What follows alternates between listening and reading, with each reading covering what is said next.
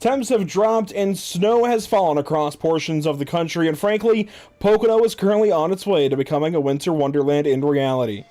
On the iRacing.com sim, however, even with today's new 2026 Season 1 build, we still don't have snow, and instead we have the perfect temps to realize that Pocono does, in fact, have 5 turns.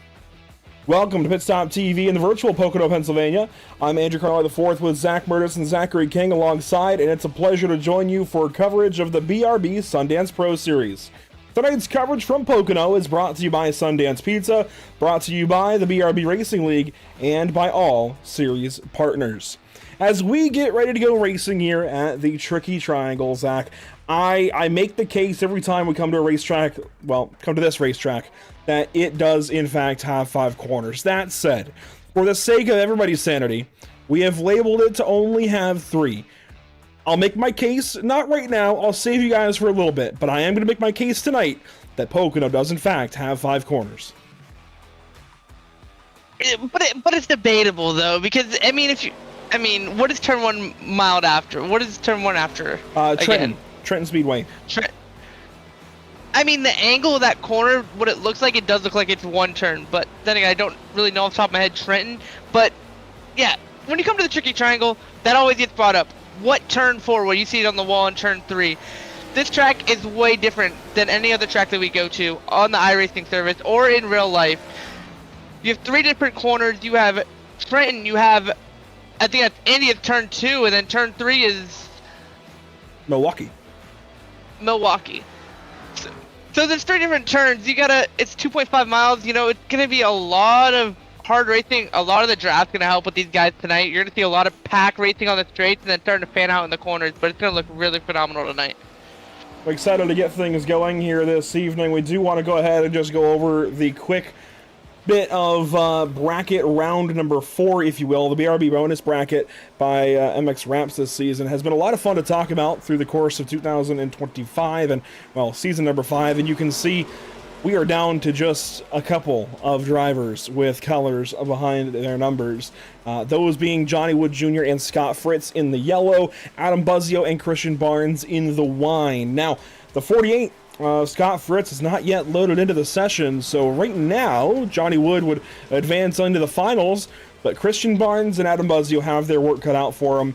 And a perfect segue into our first guest of the evening, Zach, for tonight's MX Wraps pre-race show.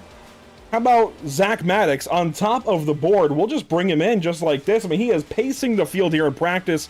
And Zach Maddox, let's get you in here. So you won the practice race last night. You started up front. You won the dang thing. How pumped does that have you going into this race? I wouldn't say I'm pumped. I'm excited. Sure. More cautious than anything. Because I know how if I let that get up to my head a little too much, it could really kill my chances, you know? Zach, you're 36 points below the cut line. We're literally in the halfway point of the regular season. What's it going to take to start closing your gap to that cut line and try to make yourself into the chase? Cleaning up on the racetrack, generally speaking, as if I get a poor qualifying, being smart with my moves, not diving below people or pushing people too far into corners. That's just really what it is cleaning up what I have on the track. A lot of the issues I've run into, not every one of them has been self-inflicted, and it's just trying to work around that. And here in Season 5, of course, you guys over at Maverick Motorsports have added Carl Pooler to the lineup, and I feel like that's helped your program overall, but of course, Dustin and Brendan were already quick. What's the dynamic been like for you, for your point of view? We haven't talked to you about it yet. We've talked to the other 3, I think, quite a bit. We haven't really gotten your perspective on how bringing Carl has helped the whole organization and how Dustin and Brendan help in general. Yeah, so Dustin and Brendan do a pretty good job of, say we do like a practice session, whether it's a league practice or a team practice, we usually all try to hop in and run, let's say 50 laps if we did Pocono, right? And then we'll sit down for an hour and a half after the practice session and compare our data and just dissect what we need to change, how things are going.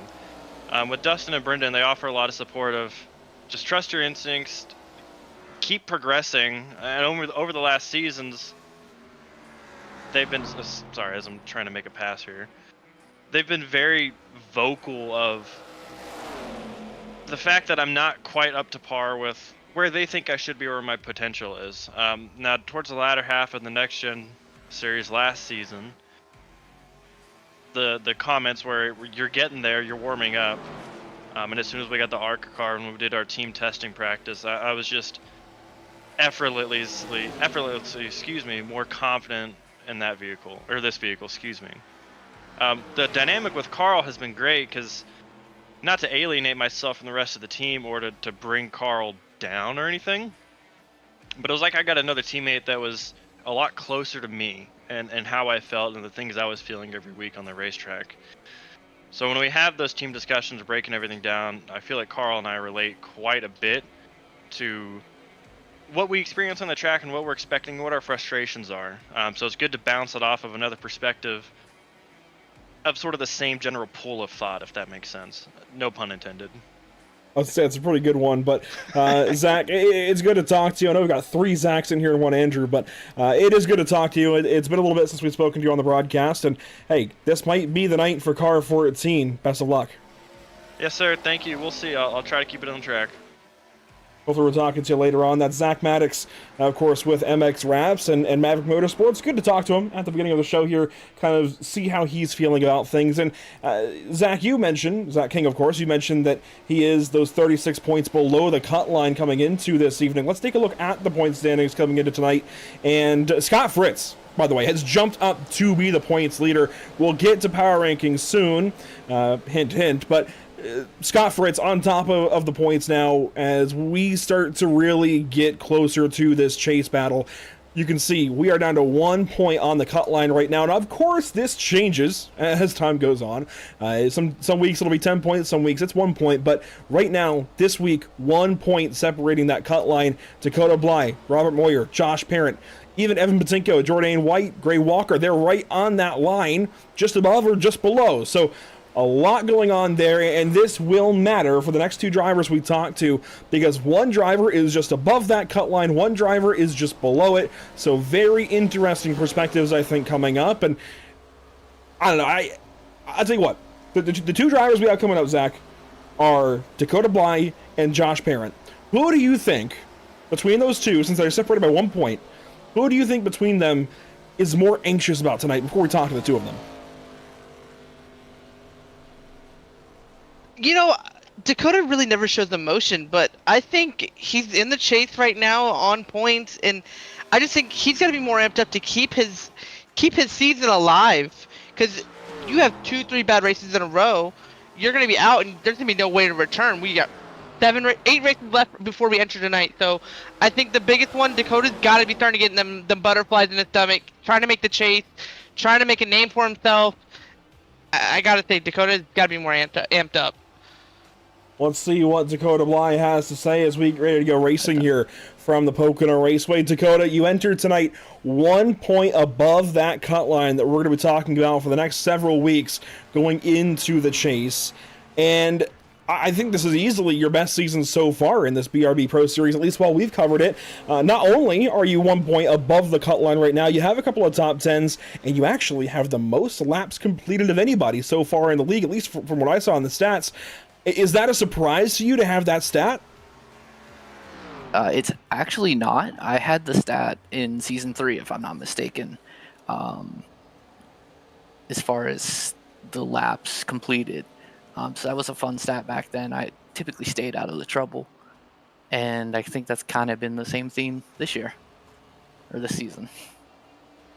Dakota, it seems like ever since we switched to this ARCA car, you have been running consistently better. I'd say you're running for top 10s every week now instead of when you were in the next gen and you're fighting for top 20s at that point. But you just look like you found something with this ARCA car. What have you found? I think that the ARCA car is a bit more accessible to all levels of skill, and also I've benefited a ton from over-aggression between some of my much faster competitors.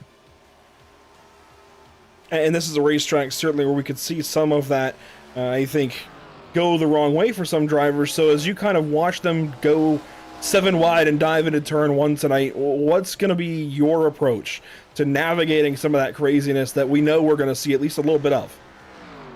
just survive. Typically, I kind of spend the first portion of the race riding around the back and then see what happens. That's honestly why I don't have the bonus points, is because I'm trying to stay out of the trouble. But kind of the same as usual. You know, just staying out of the wrecks, staying back of the chaos, and letting them all take each other out. Well, hey, we haven't heard from you in a little while, I think, since you were in some different number, probably the 84, honestly, even though you ran a whole season, I believe, in the 25 car. It's good to talk to you, Dakota. It's been a little bit, and hopefully we're talking to you later on. Awesome. Thank you, Andrew. Dakota Bly in car number 8 this evening. He's the one driver just above that cut line. Let's go down and grab a driver just below that cut line. And I think this driver might be slightly surprised to be just below that cut line, considering the season he's had. Josh, every week it seems like we're talking about some kind of bad luck for you. And last week was no different, but you were able to persevere and still have a decent result, still grab points to put yourself just one marker below the cut line coming into Pocono. Does it feel like you're finally starting to see the light at the end of the tunnel? Maybe. I mean, I had to stay in the race last week in order to get anything. I mean, I got wrecked in the middle of it, so it's more or less just gotta keep up with the speed, try to keep track position, and stay with it from there and hope for the best. I mean, there's really not much else you can do. A lot of it is in the faith of who you're drafting with right now, or what lane you choose. Just a lot of factors go into it, but trying to control your own destiny is, I don't know, maybe 10% of that, so it's got to be consistent. Josh, I gotta ask, it has been a really rough season for you, but you're still only 1 point out of the chase. Like, that is just so surprising to me. I could never do that. Just, you've had the roughest season I've ever seen. What has the season changed for you mentally? Honestly, I had some real life stuff, and I just kind of realized that, you know, it's I gotta try to have fun. So it's a lot easier to deal with other stuff when you look at it in a different lens. So it just is kind of going in and realizing that things are gonna happen, you know, and you just move forward from there. And of course, this is a pretty tricky racetrack, pun intended. 3 corners, or 5, however you want to look at it. I'm curious, first of all, how many corners do you feel this racetrack has, and what's your general approach whenever you come to Pocono?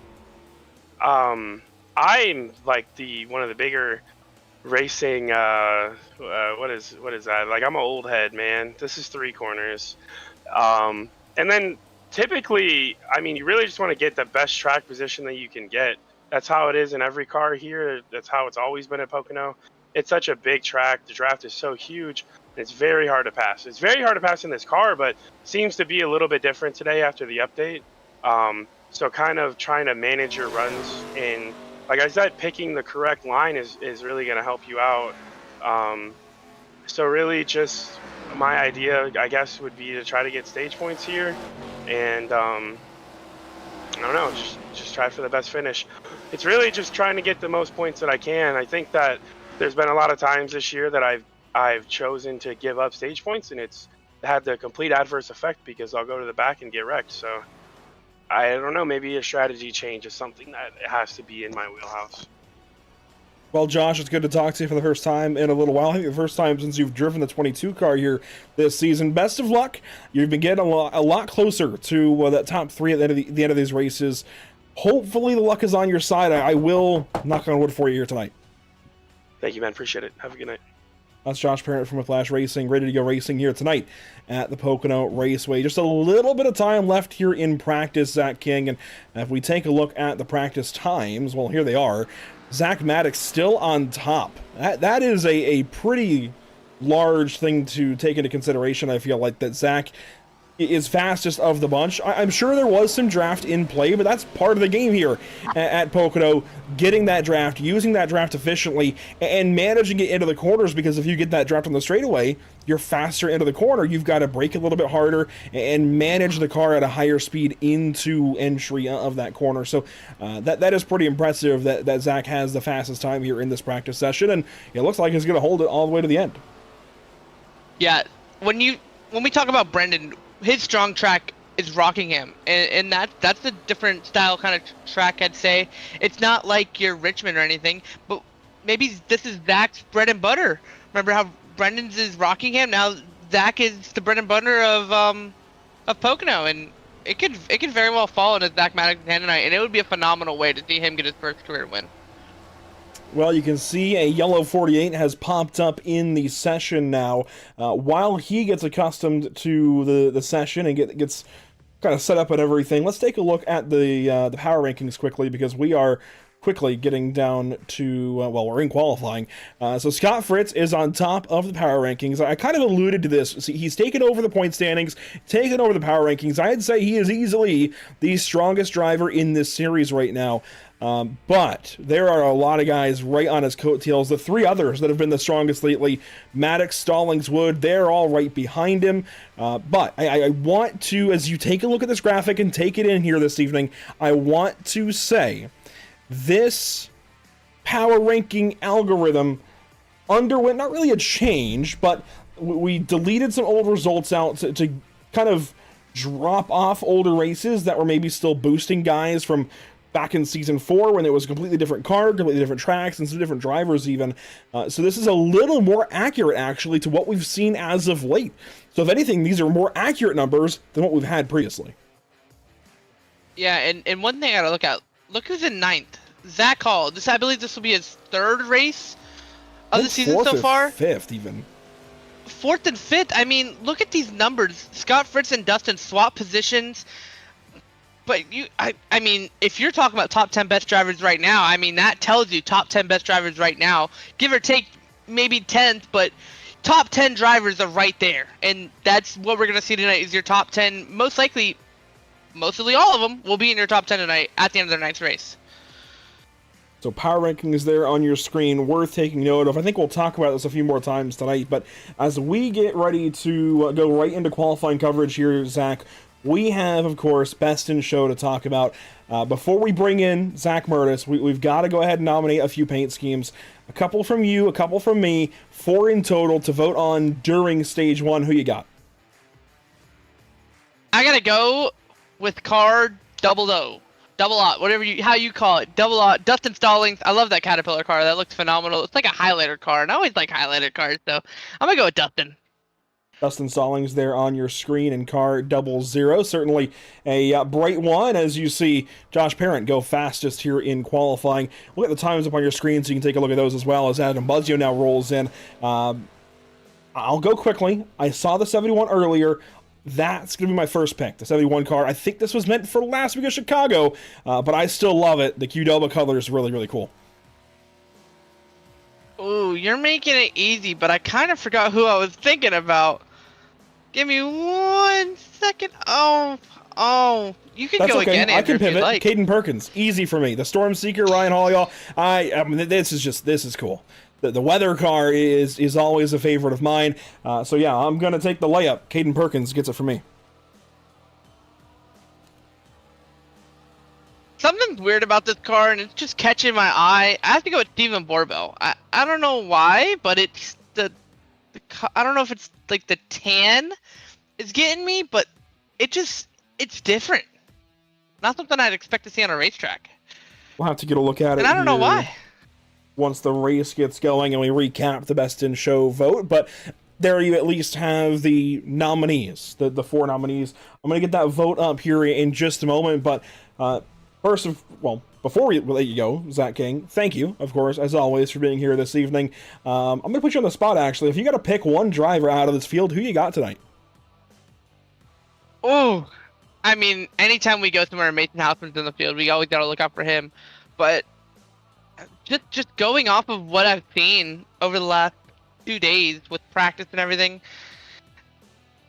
I got to go with Brendan. I really think if it comes down to it, he's gonna beat his twin brother, and I think it's gonna be Brendan Maddox in victory lane. Zach Maddox in a close second. Have to wait and see how things boil down here this evening. Jordan White just went up to second in qualifying, and Dustin Stallings breaks the speed barrier up to pole position. So Zach King, thanks for your time. Zach Murdos, let's bring you into the booth here. Are you surprised to see Dustin Stallings with that buzzer beater lap time? And we still have other drivers left out there. Here's Evan Patinko across the line. Let's see what he can do. Are you surprised, though, to see car 00 up top? Yeah, I'm in no way surprised to see Dustin Stallings at the top of the board. He's one of the contenders that we have seen just absolutely have a blistering time closer to the end. It's quite interesting to see, and you know, we should always take into account when rolling through qualifying right now that we got to think about things rolling in from last week.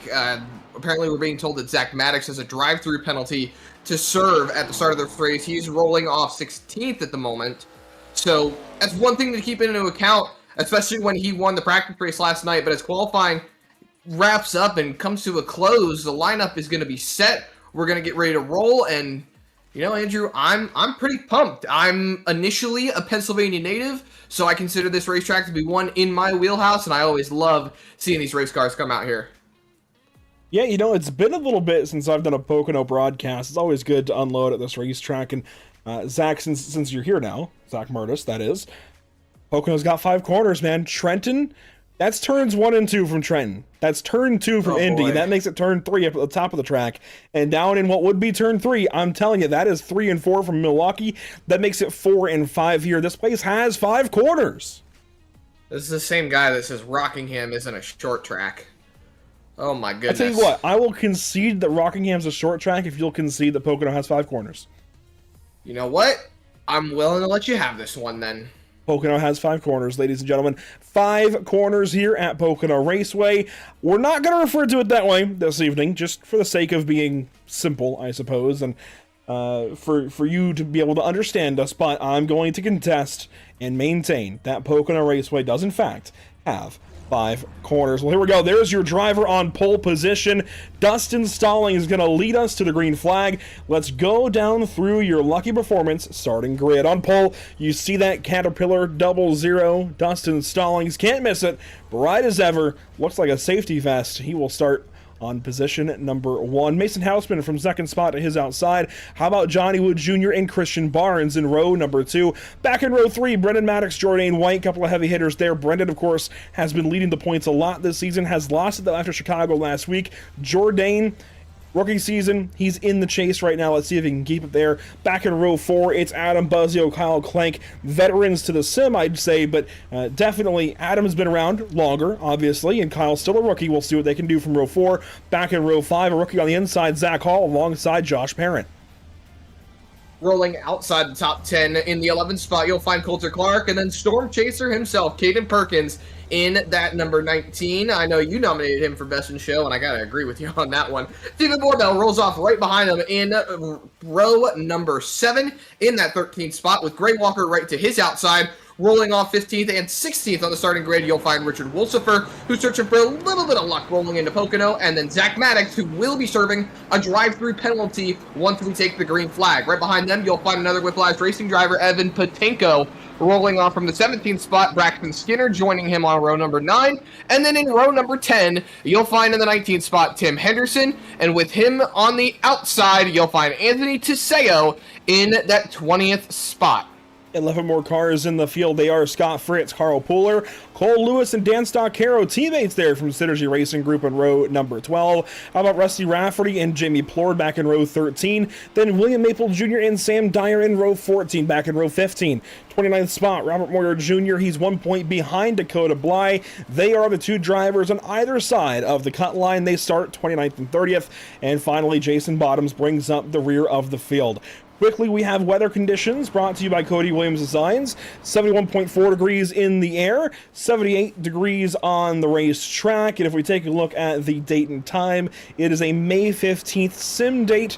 That makes a lot of sense. We also have, of course, Whiplash SimCam's race details. Here they are. This is a 100-lap, 250-mile race. We do have that 2-hour time limit. That may become a concern tonight. We'll see as Siege 1 run through the completion of lap 30. Then we have 70 to the end. 4 change sets, 70% fuel. The rest is as usual. Here we go.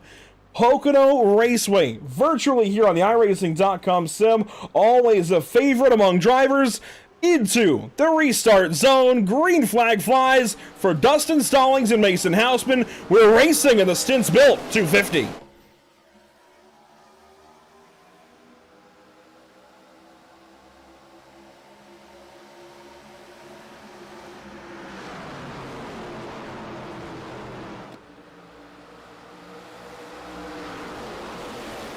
Onto the Long Pond straightaway. Mason Houseman run on the outside. He will claim the race lead.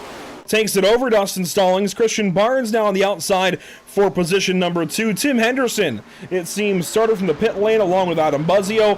One car did not start at all, it looks like. I'm trying to find out who that was. Yeah, as we roll on, you saw Johnny Will Jr. slotting in line behind Christian Barnes in that 27. Had enough breathing room to run his line through 1 and 2, and now through turn number 3, what turn 4, because off the corner, Mason Houseman is going to lead the first lap as you see Zach Maddox in the background dipping into the pit lane to serve his drive-through penalty after last week at Chicago. So he's going to be on a bit of a deficit, climbing out of the hole. It's not going to be too bad, though. Just a pass-through. It could be worse. Could be a stop-and-go. But Pocono is one of those tracks where if you pit off the lead lap, there is the potential to not go a lap down through a green flag cycle. So pick your poison. Would you rather take the drive-through or stop and go? It's definitely better to take a drive-through here versus a place like, I don't know, Bristol, Richmond, anywhere else, any kind of short track, even some of the mile-and-a-halfs. This is a bigger racetrack, slightly slower lap times with the tighter corners in 1, 2, and even 3. As we have a caution, Cole Lewis around. Car 52 has slowed. He's still rolling. I don't see much damage. This might have been a quick spin, grab a gear, and let's go again. But caution here on lap 2 regardless. And that's going to save Zach Maddox. That it will. Let's see what happened here to driver 52. This is down to turn 1. He's racing with Rusty Rafferty and Carl Pooler.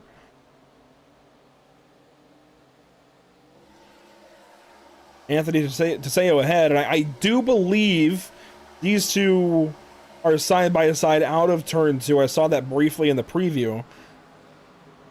Might just be a little clip here. You see Rafferty throw it in there, but backs off in the center of the corner.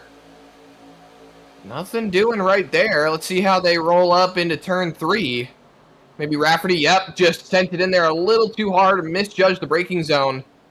Good job by Cole Lewis to grab it and catch that car so it doesn't go fully around, but it looks like the iRacing.com officials have deemed that to be worthy of a yellow flag. And you just know that the drivers who have gotten the short end of the stick with cautions that weren't actually cautions at other racetracks are a little annoyed about this one, rightly so. I'm really surprised this is a caution by iRacing standards. I know he's decently sideways there, but I don't know. We've seen crazier things not be a caution at crazier racetracks.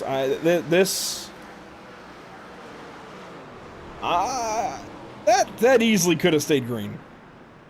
I'm glad for Cole's sake so. and Zach's sake as well. I'm glad for them that it's a caution. It saves them, but I don't know. That's a little strange. And you know what? I guarantee you, if somebody looped it down on the apron of the back straightaway, the Long Pond straightaway between 1 and 2, I guarantee you it wouldn't be a caution because it's so far down out of the way. But that's the way programs work. Yeah, that's the way programs work. Here is a look, by the way, at the number 2 car that we didn't really see in the Best in Show vote. New graphic here, by the way, but the 2 that Zach King nominated is right here on your screen. Stephen Borbell, a brown kind of tan look, still has the Performance Food Group colors on that race car, but does have a new kind of base color. Still has the black and the red, and I think it's promoting a brand there on the left rear quarter panel. I can't tell exactly what it is. It's in a script font that I can't tell from here, but it's a cool looking change up there for the 2 car. I like the matte look and the flat color scheme. You know, a lot of times you see numbers on the sides of the race cars that have all the accents that make them look like they're 3D popping, but I'm a big fan of just a flat color base. It looks really well half the time.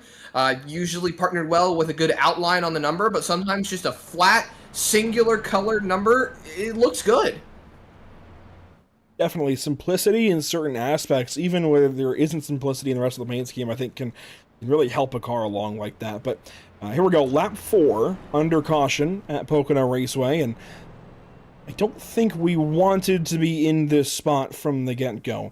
The number that has been tossed around the league, just based on time, of how long these laps do take here, both under caution and under green, the number that's been tossed around, Zach, is 4 cautions, and we have a guaranteed caution with the stage. This is one of those already.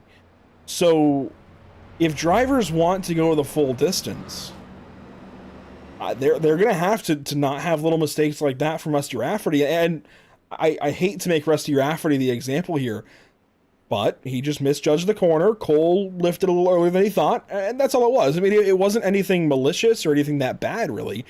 But we kind of have to put every incident tonight under a microscope.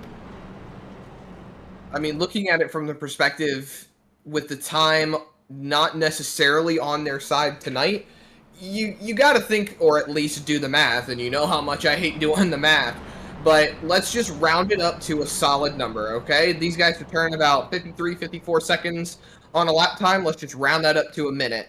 If we base that off of the 2-hour time limit, 100 laps, you're looking at 100 minutes, which is roughly an hour and some change. That gives you about 40. 20 minutes, hour and 40, thank you. That gives you about 20 minutes to spare in terms of caution time. And caution laps are almost doubled at this racetrack. So you're clicking off way too much time under these caution laps. Got to find a way to get some green flag runs in. The more laps that we tick off, the more time that we have to play with should cautions have to come out. Like you said, we've already got that guaranteed caution at lap 30 for the stage. So find your breathing room, get situated, and let's not get messy. And I want to stress here, this is very much an unofficial number. We might be able to have 5 or 6 yellows and still get the race in tonight, but this is a longer race by mileage, and these lap times, especially under caution, are going to take longer, so the math works out. It's certainly going to be a tight one tonight. They've got to be on their A game. But here we go, back to the restart zone. Pocono Raceway comes back alive. Lap 5 becomes lap 6. We're back green. And a stint's built 250.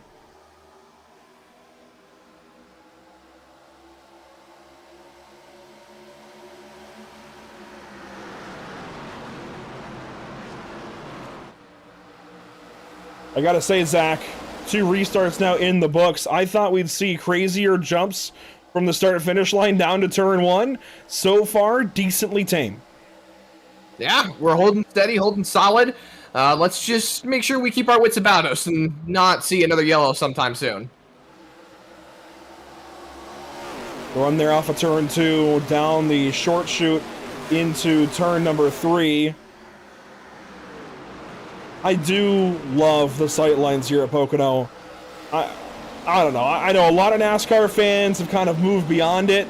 Some more boring races in their minds.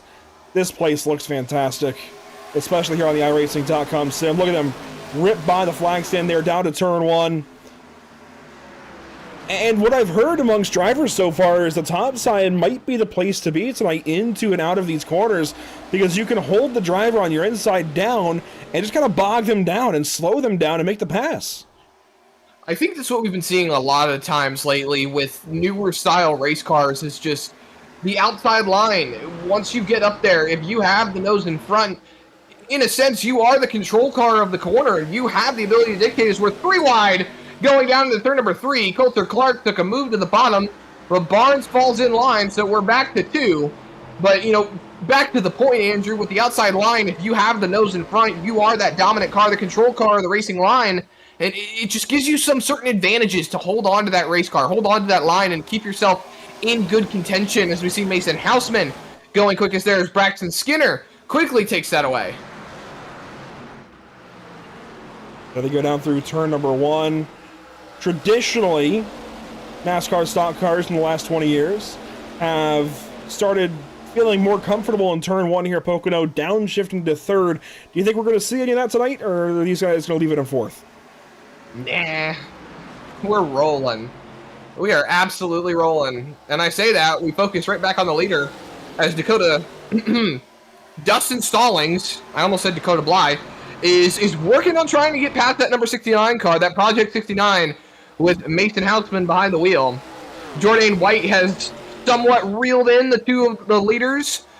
He's trying to find a way to move on past, but we see roughly throughout the entirety of the field, it's single file racing as Barnes goes quickest atop the speed charts. Jordan White down to the inside. He's looking on a move for 2nd place.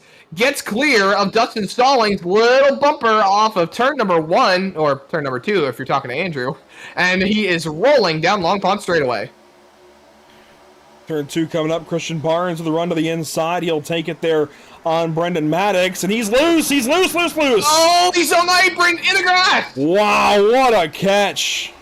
What a catch from Christian Barnes to be that sideways and hang on to the race car.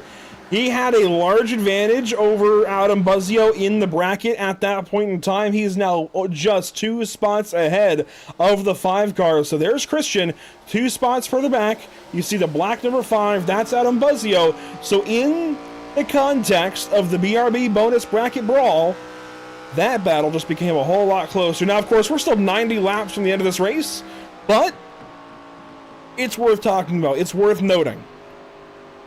With Christian Barnes saving that race car, that could have been a race-ending move as Buzzio goes on by to now separate them only by 1 position. I think that's a solid nomination for Lucky Performance, Lucky Break of the Day. I know we're only 10 laps in, but Barnes saved that race car. He could have ended his race there and could have ended his run in the bracket brawl. That's a race-saving move right there. And if you go back to the point standings coming into tonight, that could be season saving as well, considering he comes in the 18th spot, just 8 points out of the chase.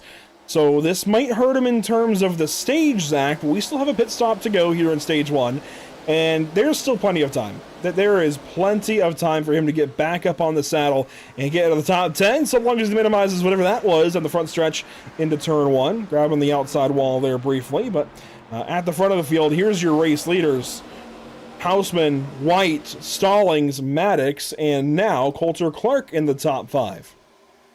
And if you want to take a really early look at these chase points, I mean, there are a couple of drivers that we saw during the NX Draft pre-race show that were very, very, very much on the line, and a lot of them are trying to capitalize at the moment as we focus on Coulter Clark here.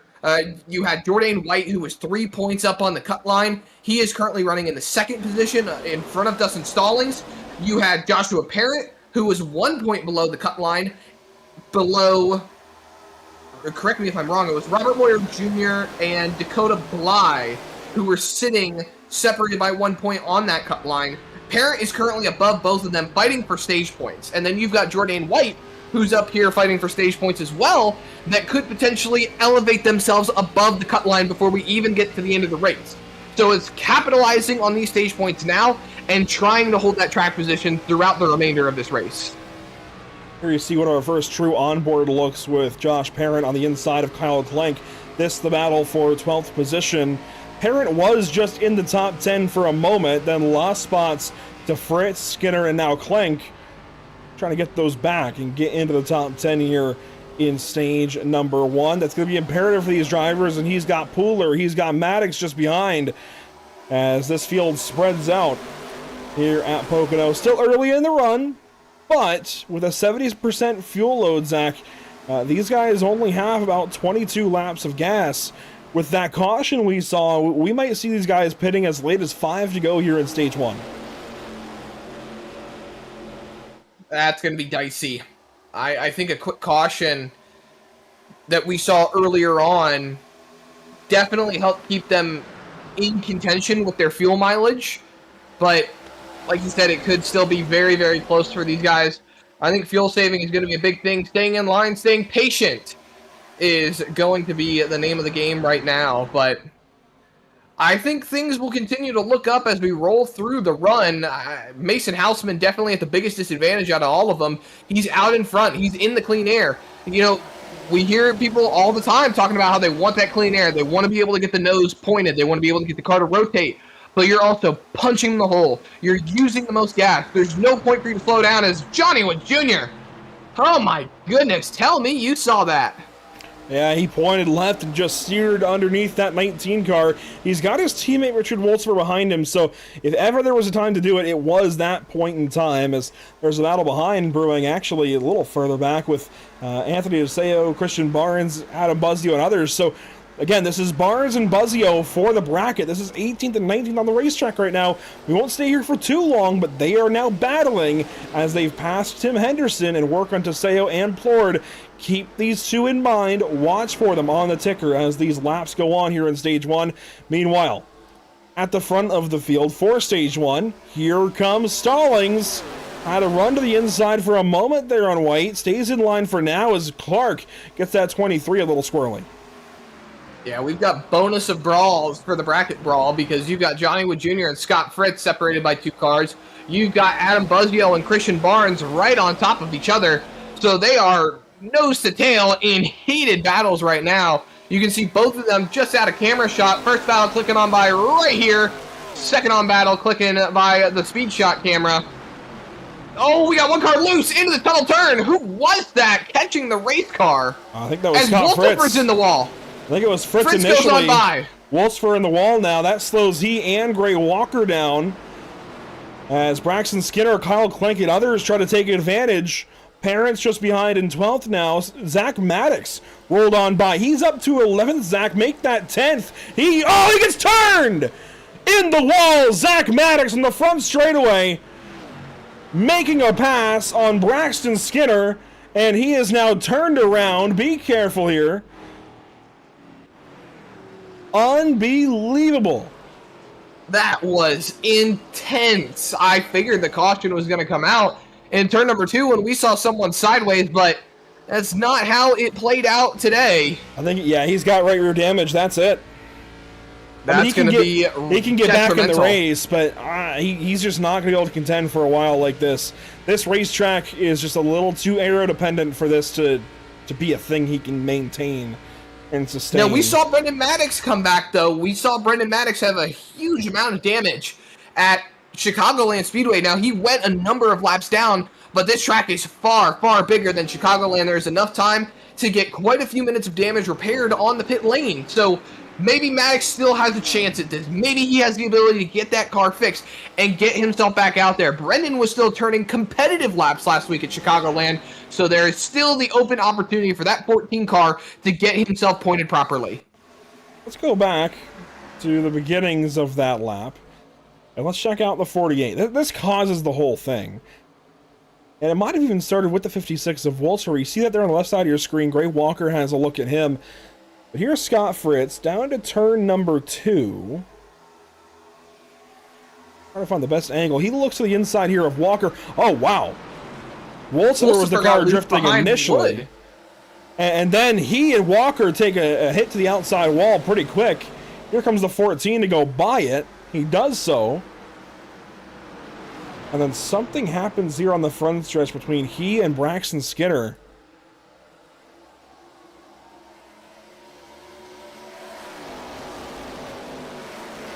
Oh, wow. Looks like Maddox just bounced off the wall right there. Right as Skinner got on his door. I feel that's a bit of a meet in the middle type deal, but Maddox definitely bounced off the wall. This is down into turn 1, so let's see again what happened to car 56 here. This is Richard Walsifer. Let's go on board, let's listen.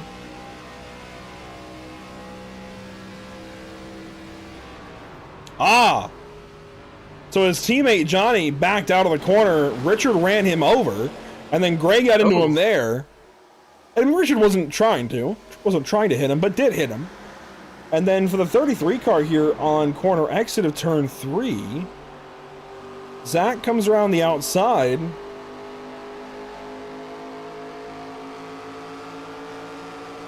And just right as he went to side draft, Zach Maddox got the outside wall, bounced off of it, and they made contact. You know, on the point of Wolcifer with Johnny, it's just... Oh, it's a couple of cars trying not to run into each other in the pit lane as Adam Buzzio stays out. Houseman out and away. He's Speeding. pulling over. He has a speeding penalty. Oh my goodness. This is going to immensely help every driver for points.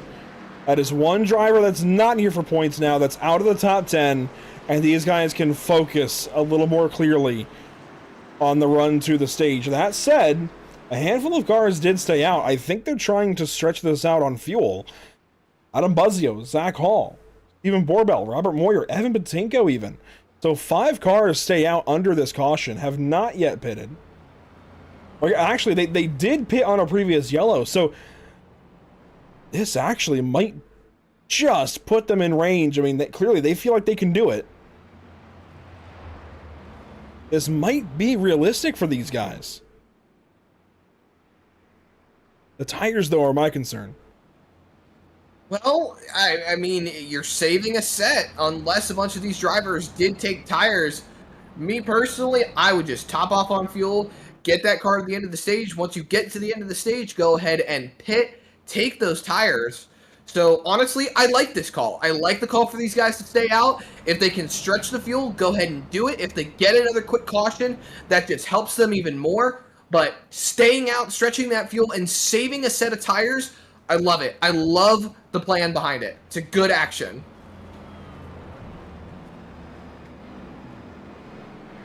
So down the front stretch this time, these guys will form back up and get ready to go racing once again. I do want to give a big thank you to our partners, of course, with this series.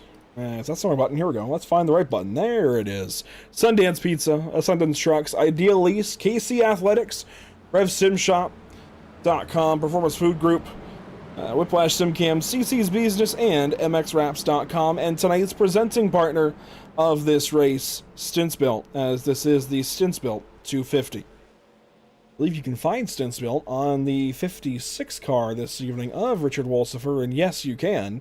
There is Driver 56 and the Stints Built Chevrolet SS. Before we go back green, I do want to take a look at what's upcoming for us here at Pit Stop TV. We've had some really solid short track racing as of late to very much complement the big track racing we've had here on Tuesdays. It's been a lot of fun with what we've had recently, but things are dying down a little bit. It's the holidays, man. Everybody's starting to spend a little more time with their family. That said, we are certainly open to more broadcasts over the course of this winter. You can get in contact with us on social media if that suits your fancy, or by email, andrew@pitstoptv.com. But these are the upcoming shows, and this takes us into January of 2026. We have Auto Club Speedway, of course, here for this series as we head to California next week. That's the final race before the holiday break. Then we have the Current Winter Classic for the Sarah Impel Motorsports National Tour. Then we're off until BRB comes back at Las Vegas in January. Around to the restart zone we will go. Adam Buzzio in control, 11 laps to go here in stage 1. And already a few cautions on the board. Let's see how this one goes.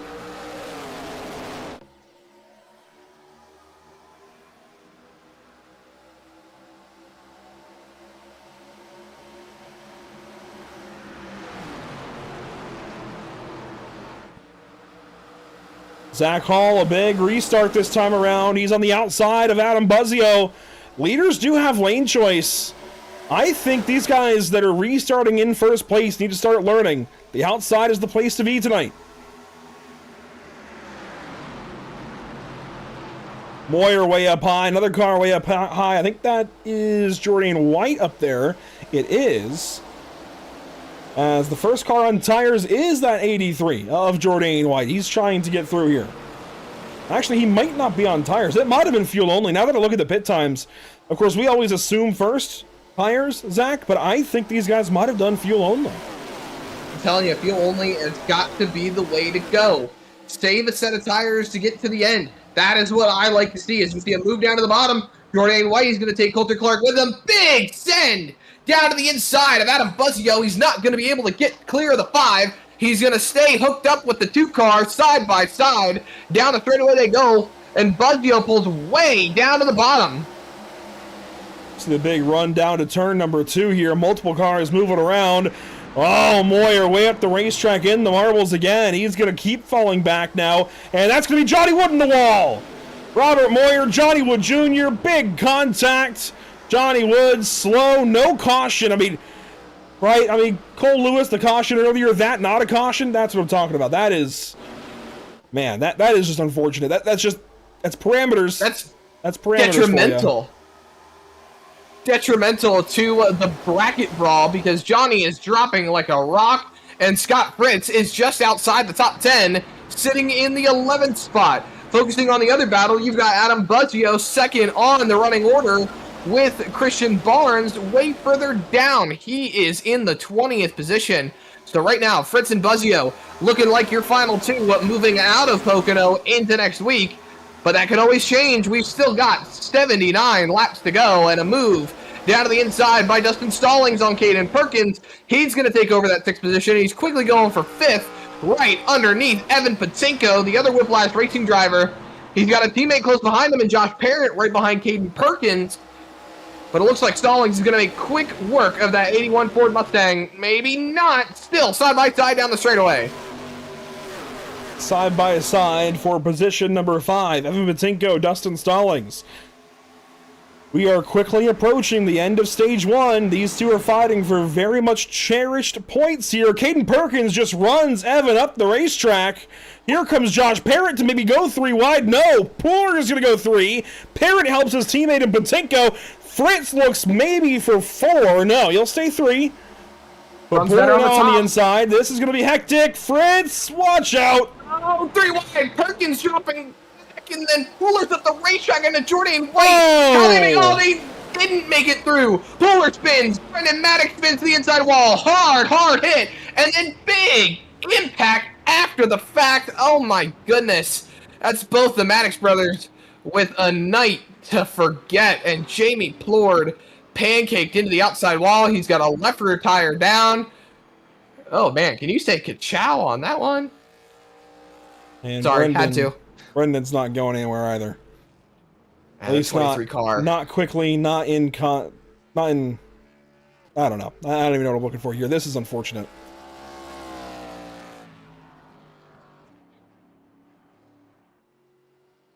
Had a good start to the race going. Those, well, not quite the first run, but the second run looked really good. And as of late, this is looking a lot less good.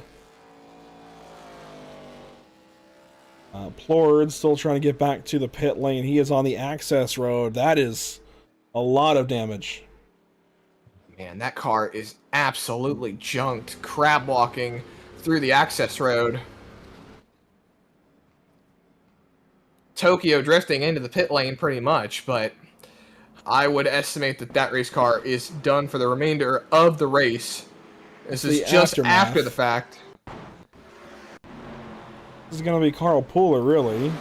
Here we go. This is the big move. So they checked up. This all... Let's go back a little further. This all starts in turn 1 when Perkins sends it on Patinko and gets into the 81 car. That's where this starts. Perkins drives in here, loses the nose, up into Evan Patinko. That slows them both up. That checks them up in front of like 7 cars in a row. And there's nowhere for these guys to go. They have to spread out. They can't just stop. They can't run into one another. They have to spread out. And they get 3 wide here into the corner. Carl Pooler nearly hit there by Scott Fritz. Then Perkins goes up into Maddox nearly. And Pooler and Maddox just make contact. I'm not really sure how those two ran into each other, but my gosh. I mean, that's Las Vegas 2007 all over again for the 23 car. Vegas of 2007? Yeah, Jeff Gordon's crash. Ah, that was 2009, sir. There's no way. Was it? 2009, underneath Matt Kenseth. It was not in the Gen 5. Well, I knew it was in a COT, but you're right. It was a little bit later. Mhm. Come to think of it, 2009. the Fusion nose has changed a little bit, I do believe. But regardless, that's Las Vegas with the cutout all over again. I mean, that is a really, really harsh way to crash. Here's a look at it again. So the 71, that's the kind of tan, white, and orange car with the pink numbers down low. The bright blue 23. Those are the two cars you're watching. I'm not really sure how this happened. Kind of meet in the middle type deal, and Brendan just locked it down. Plord, I wouldn't necessitate that as an ARCA break type scenario, but No, honestly, my initial reaction was pretty not great. I honestly thought he just flat ran those guys over. Looking at it from that perspective, it was not that bad. And this is the perspective from Maddox. I mean, he just got his teammate. That's all there is to it. the hole was there, but it closed just as quick, and there you see Plord piling in, and I mean, thinking about the onboard perspective that Jamie Plord had of this whole scenario, riding on board with the 38 car, I mean, he can't even see that the wreck is happening. It's a bit blind, and then there it goes. He's just following Barnes, and he was checking up, tried to avoid. There was nothing he could have done there. I will say he probably still should have missed it, but it wasn't nearly as egregious as it looked initially. He just was a little lighter on the brake and got into it a little bit faster, and then the time ran out with the slalom course he had to do down on the apron. So it was always going to be a tight one for him, but we have put ourselves into a bit of a pickle here. We've got 4 laps to go now in stage 1. And we gave you guys a number. Granted, it was not an unofficial number of 4 cautions. And, of course, knowing the stage yellow would be one of them. If we look at the race info, we've had 4, right? This is the 4th. This would be the 3rd. 4th would be caution. I was counting because I know you said 3-4 cautions a little bit ago off the mic, but this is definitely the 3rd caution. The first caution was lap 2. The second caution was for oh my goodness. Second caution, Maddox. Yes, thank you for Maddox. And then the 3rd caution was for the other Maddox. Is this really only the 3rd? I feel like this is the 4th. Regardless. 3rd caution. Regardless. Time limit, we're still working on it. I mean, we have the stage caution coming up in a moment, so we're going to be tight. And why do we bring this up? Well, it's going to change the way these guys race stage 3. It's almost as if there was rain in the area. We don't really know exactly when that last lap is going to be if we hit the time limit tonight. So they have to start planning to make sure they've got enough fuel to go to whatever that time is. It changes things pretty drastically as to how they play the pit strategy to the end here. Here we go. Green flag back in the air. Zach Hall leads us down to turn 1.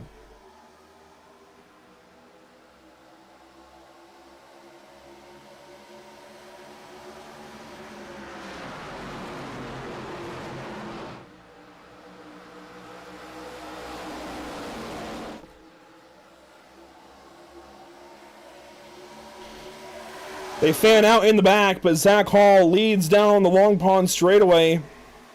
Look at 2nd, look at 3rd, look at 4th. Borbell, Buzzio, and Clark. And then Parent and Stallings go at it for 5th. One in the wall, that's Scott Fritz. Patinko passes him.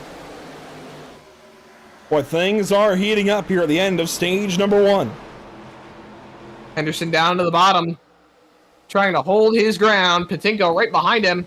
Dustin Stallings is moving up. Coulter Clark is on the inside of Adam Buzzio for the 3rd spot, but Parent has pushed that 5 car right on by. So top 5 for the 22. Dustin Stallings goes with him. Coulter Clark is going backwards. He got put into a position where he did not have any draft, so he lost quite a few spots on that front straightaway. Stephen Borbell right on board with him as he is chasing down Zachary Hall, trying to find a way to win the stage. We've got 3 laps to go before we hit that green and white checkered flag. Right now, drivers scrambling behind for stage points. Scott Fritz and Dustin Stallings fighting it out as Buzzio looks to the inside of Borbell. This is next level racing cars right here fighting it out for that second spot. I would have thought Adam would have pushed Steven here. Push that two. He's Get got up that there, bracket fight we're all the worried 32. about. I mean, that's at the end of the race, not at the stage, as there's crashing behind. This is going to behind. end the stage, and Zachary Hall is going to win his very first stage in the BRB Sundance Pro Series. That is big for driver 32. He's finally on the power rankings coming into tonight. And car 32, driver 32, however you want to look at it, Zachary Hall is going to win this stage. That is going to be it for stage number 1. What a way to end the stage. Zach Hall ends up as your winner. And just as Stephen Borbell was getting passed by his teammate, that caution flag comes out and saves him a tad as the iRacing.com pace car is going to slice its way through the middle of the field. But that's Zach Hall, Zach Hall, Stephen Borbell, Adam Buzzio, Josh Parent, and I believe Dustin Stallings, your top 5 in the stage. Looks like it's going to be Coulter Clark, but they might need to get back in order. Stallings fell back a ways to 7th position, it seems. I want to see what happened here. Kyle Clank, I know, was involved, and he's behind a 3-wide here with Henderson, Perkins, and Skinner. Jordan White right in front of him. So Kyle Rusty Clank, Rafferty. watch the 31. Outside of turn 3, you get to run on Skinner. Oh, look at the They're 19. 4 wide, and yeah, they squeeze up, and Skinner gets up into Clank. Huh. That's giving me summer shootout flashbacks. Trying to go for a Very, tight hole. very and- similar incident. Watch Perkins on the inside. Watch him down low. He dips his tires all the way, hits the grass, ends up sliding up into Henderson, who pushes into Skinner, and that pushes into Kyle Clank. There's nothing that really the 31 or 33 could have done. I think maybe Kyle, you could say he could have backed out, but it's the back end of the stage here. Just when Perkins comes up, Henderson then reacts, and that just squeezes the other two on the outside of the 88 car. Well, there's no world in the 19 coming up that the 33 and 31 can really do anything about that. So that is that caution. Here we go, pit stops. Dustin Stallings and others are in. There goes Scott Fritz. He's down and away quickly. Borbell follows. It's going to be 4 for Stallings and 4 for everybody from Stephen Borbell on down, but Fritz takes 2. Interesting call out of the 48. Wonder if he's just seen some tire data. Maybe he likes where he's at the moment, wants to save a set of lefts for later on in the race, which, I mean, better to have 2 tires saved than none, which I feel like a lot of these drivers already have in the hole, and, you know, that's not a bad call out of that 48 car, so better to make a call like that early as well. See where the risks play out later on in the race and maybe adjust your strategy based on it, but not a bad idea. So you've got a couple of cars still on the racetrack. Rusty Rafferty out there with Johnny Wood Jr. behind him. Anthony Teseo. Those are the 3 cars still out on the racetrack. I'm pretty sure they're all on the lead lap as well. So maybe just trying to flip the stage here, see what they can possibly do. Well, let's bring in our stage 1 winner. That's going to be Zach Hall. We've spoken to him a time or two so far this season since he joined a little bit late in, race 5. We're now here in race 8. It's, I believe, his 4th start now, and finally grabs himself a stage win. Zach, it seems like you're coming back to the pit lane, but hey, a stage 1 win, that's pretty big for you. You're on our power rankings coming into tonight. That's pretty big as well. What led to that stage win, first of all? Some strategy, you know, pitting there early. I was like 12th or so. I knew if I could pit early, save some fuel, I could, you know, make that pit stop work early, and it worked out with the cautions and got the track position. I knew that was going to be the key, and now I'm going to play a little bit more strategy. I think with the timing of that yellow on the stage, I think this opens up a little bit of an interesting window. So I'm going to try a little something, and I mean, I got the stage points, so now it's survived and don't die like last week. I was kind of curious if we'd see anybody come back in and top off on this last lap of the caution. It seems you're not alone. It seems Sam is joining you in this foray. What's it like working with Robert and Sam here and trying to make your way here in the series? Oh, it's awesome. I've been really good friends with these guys for a long time and never got to race with them, the two. So race with Robert way back in the day. So it's been such a long time, but it's been super fun. And I mean, Robert gave me a huge push there to get to the lead. So the teamwork has already been working well. So hopefully I can help these guys out a little bit and we can have a good team night here finishing out at Pocono. Hey, best of luck. Thank you. That's Zachary Hall with the Stage 1 win. We'll move him back up to his teammates up at Freaky Fast Racing. This is going to be a bit of a different restart. We do have a few drivers that have stayed out, those being Rusty Rafferty, Johnny Wood Jr., and Anthony Teseo. The first driver on tires is the 48 of Scott Fritz. He's got 2. Everybody else has got 4. This is going to be a little bit different. And I think those that are coming in this lap, to top off, we need to watch them. Keep them in the backs of your minds. Paul, Dyer, and Bly. Along with Wolfspur, it looks like. Keep them on your mind. They have a little more fuel to go the distance if it comes down to that. Here we go. Green flag coming. We are back racing in the Stints Built 250. Bit of a problem in the back, but we are looking good up front.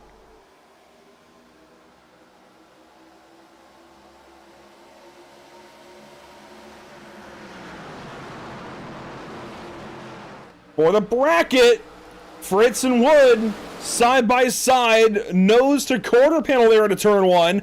Buzzio now has a run, but these two nearly just crashed in turn 1. Fritz makes it work. Hanging tough on that outside line.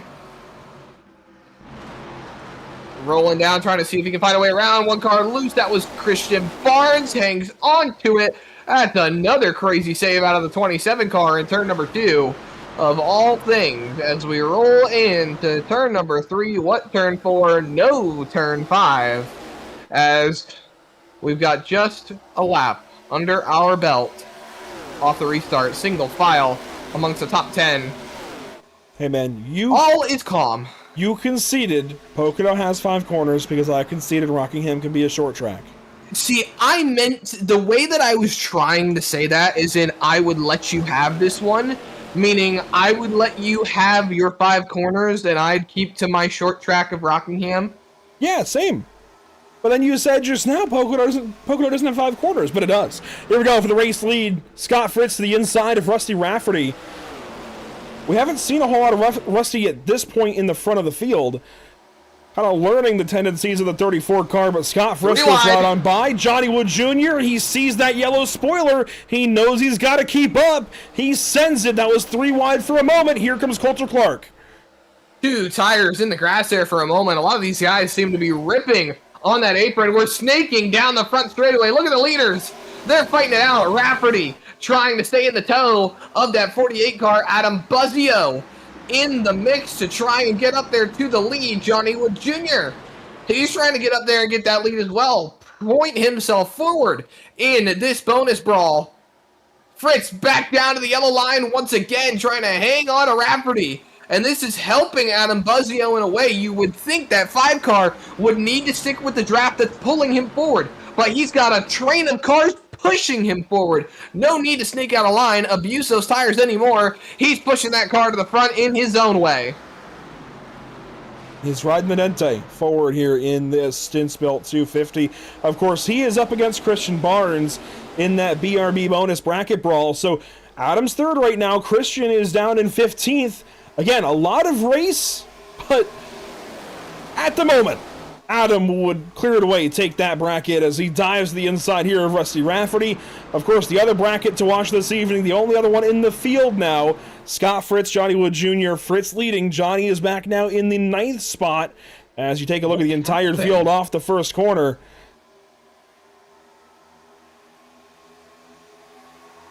Here we go, turn 2. Down to the inside, a move by Josh Perrin on Anthony Teseo. Trying to see if he can point that 22 forward. He can. Gets around. Dustin Stallings looking to the inside. Oh, excuse me. Stallings into Teseo alongside. Here we go. Front stretch now. Teseo contact. Oh, contact. They hang on to it. Who just went way down to the bottom? That'd be your top three. Fritz, Rafferty, Buzzio. We do have one car. It seems like nearly a lap down, or nearly going to be in front of the leaders. That's Carl Pooler, it seems. Here he is. Yeah, he's already 5 laps down. He's got a lot of damage. Leaders are approaching. I would imagine Carl will play nice, but that's still worth noting for the leaders as they approach this 71 car. Whoa, here we go. Contact. Teseo hangs on. Something with Meatball tonight. They have got this saving drifting thing figured out as Stallings gets into the 15 there. You know, the ARCA car is a very stable race car. It's got some good grounding. It's got some good aerodynamics on it that help it. Oh, Stallings! Good catch by that 00 as Mason Houseman goes around the outside. Now Johnny Wood Jr. is going to slot himself up into the 9th spot, mounting his charge back to the front to keep in touch with this bracket brawl. Patinko lets off very early going into the corner. I think he might have had a tap from behind in Caden Perkins. And that's not the first time they would have made contact. Remember, them making contact back in turn 1, a few cautions ago at this point, a couple of cautions ago, kind of sparked that big one out of turn 2. So keep an eye on that. Based on the running order right now, let's think about the points for a second. Evan Patinko's 2 points out. Joshua Parent's 1 point out, and then I believe right above him, what is it? It's Dakota Bly and Robert Moyer. Moyer's 1 point out, and Bly is 1 point in. White is 3 points in. There it is. So, you've got Parent running in the 6th position. You've got Patinko trying to fight his way inside the top 10. So you've got both the Whiplash racing cars trying to mount the charge to point themselves into the 12 drivers. Yes, 12. No, 10. 10 drivers. 12, thank you. Then you've got Robert Moyer Jr. and Dakota Bly, who are further down the running order. Not really in this mix. You've got Robert Moyer in the 22nd position. You've got Dakota Bly right behind him in the 23rd spot. So they're trying to fight their way forward. You've got Jordan White, who's sitting in the 13th spot, but he got stage points, if I'm not mistaken. I'll tell you what, I'll let you tabulate things because Jason Bottoms fan is tuned in and I think missed my spiel about Pocono earlier having 5 corners. I'll try to make this quick as they race behind, but I'm going to bring up the track map. All right, quickly. Turn 1 here at Pocono is modeled off of turns 1 and 2 at Trenton. That's an old racetrack, used to look like a kidney bean, used to be on NASCAR calendars of old. Again, it's modeled off of turns 1 and 2 at Trenton. Turn 2 is modeled off of any of the 4 corners of Indianapolis, and turn 3 here is modeled off of turns 3 and 4 at Milwaukee. By that count, you have 1 and 2 down in turn 1. You have any corner down in turn 2, so that's another one. That's 3 now. And then 2 more down in what would be turn 3 here by conventional thinking. I'm telling you, that's 5 corners. And alternatively, Zach, if you look at it as 2 corners has to be any turn more than 90 degrees. I'm telling you, turn 1, you turn more than 90 degrees. Turn 3, same deal. Turn 2 is 90 degrees. So there's 2 strings of logic that lead you to 5 corners. I'm telling you, I gotta convert the masses here as we work lap 40 now of 100. Weather conditions, in case you're curious, as there goes Coulter Clark on Rusty Rafferty. They are changing slightly as the day goes along, but staying very, very consistent. I'm curious about that wind, 10 miles per hour out of the south, but it seems like these guys are okay as there's a move behind with Henderson and Barnes. This is back here for 14th. They are really racing each other hard here. Yeah, really close down into turn number 2. Henderson pinched him way down to the bottom. Barnes holds his ground. That's a good job by Barnes to hang on to it. More fights up the road. Dustin Stallings looking to point his way forward. Johnny Wood Jr. has mounted a charge. He is fighting Josh Parent to take over that 5th spot. Parent was looking to the inside of Coulter Clark. Might have not been able to get the move done. Set himself up to get next to Johnny Wood Jr., who has cleared the 22 and is pointing himself forward. And now here comes Adam Buzzio down to the inside on Scott Fritz. Big send into turn number 1. Can't get clear just yet. Hanging on the quarter panel. Scott Fritz is going to fight back off of turn number 1. For the race lead here, cars 5 and 48. There's the 75, bumping down to the inside. The 34 clears on the outside. Buzzio had a great run that last lap. Got by Rafferty, took a shot there at Fritz. Did not work out. He's now racing again with car 54. Coulter Clark on the outside. Big run there out of the Red Bull 54. Sounds like he was shot out of a cannon. Yeah, he got Red a Bull gives you big wings. run there. Oh, he got a big run there out of turn 4, or turn 2. Jeez. Turn 4. What turn 4? Yeah, well, anyway. Stallings down on the back end of Buzzio. Houseman's back in this. He's in the top 5 now. But Tinko is hanging right at the back end of this group. There's a lot to talk about going on right now under this blanket. And these guys are starting to get close to pit stops. Rafferty has run 24 laps now on this tank. There have been a couple of cautions in that period, but we were told 22 laps. So how far can he go beyond that with that caution or two of saving? I doubt he can go beyond lap 45. I think he'll have to pit certainly by then. And then when he pits, do these guys react? Possible. A lot of these drivers will not have to take it to the pit lane until around lap 52, 53. You know, you talked about it. There's a number of drivers to watch. Dyer, Hall, and then I think Blythe was the other one that you talked about that came in to top off on fuel. So they could go for a little while as you see Carl Pooler passing up Zach Maddox. They're getting ready to go laps down to the leaders as they roll through turn number 1 and off of turn number 2. Down the straightaway they go. Gotta give it to Johnny Wood Jr. I keep rolling back to him, but he went all the way back there. Now he's back up trying to fight for it. Going around Zach Maddox, rolling through the top of the tunnel turn. Dang near in the wall. Oh, waiting for Josh Parrott, who comes down in front of Caden Perkins. That was so close. Really close there for several drivers in the top 10. That's the tricky part of lapping cars here at Pocono. They can be kind of sat there on the outside of the racetrack as Parent grabs the wall behind Perkins. Here's the onboard. Josh Parent down to turn 1. I gotta put that in for a nomination, a lucky performance, lucky break of the day. And I just don't know if you're going to give it to Josh or to Caden Perkins because that was close. So hey, let's go back to the conversation of the time limit here while we ride on board with Josh Parent. Currently, these guys have an hour and 7 minutes to go. So call it 67, 68 minutes, right? They've got 56 laps. So if this goes green, they can still get it in. I think they've got probably 2 cautions before they're in real danger. So right now, I think this is still a race at the moment to the checkered flag at lap 100.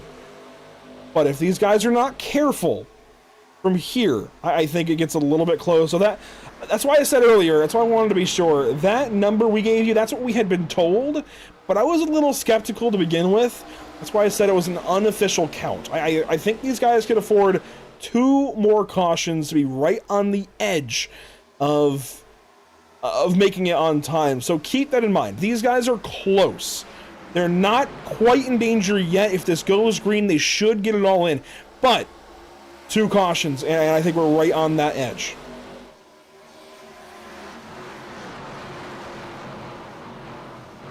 Meanwhile, Scott Fritz leads here on lap 45. Rusty Rafferty, Coulter Clark in 2nd and 3rd. Johnny Wood Jr. 4th. Mason Houseman 5th. Adam Buzzio, Stephen Borbell, Caden Perkins, Dustin Stallings, and Josh Parent, your top 10. Buzzio trying to go forward here, racing with Mason Houseman to turn 1.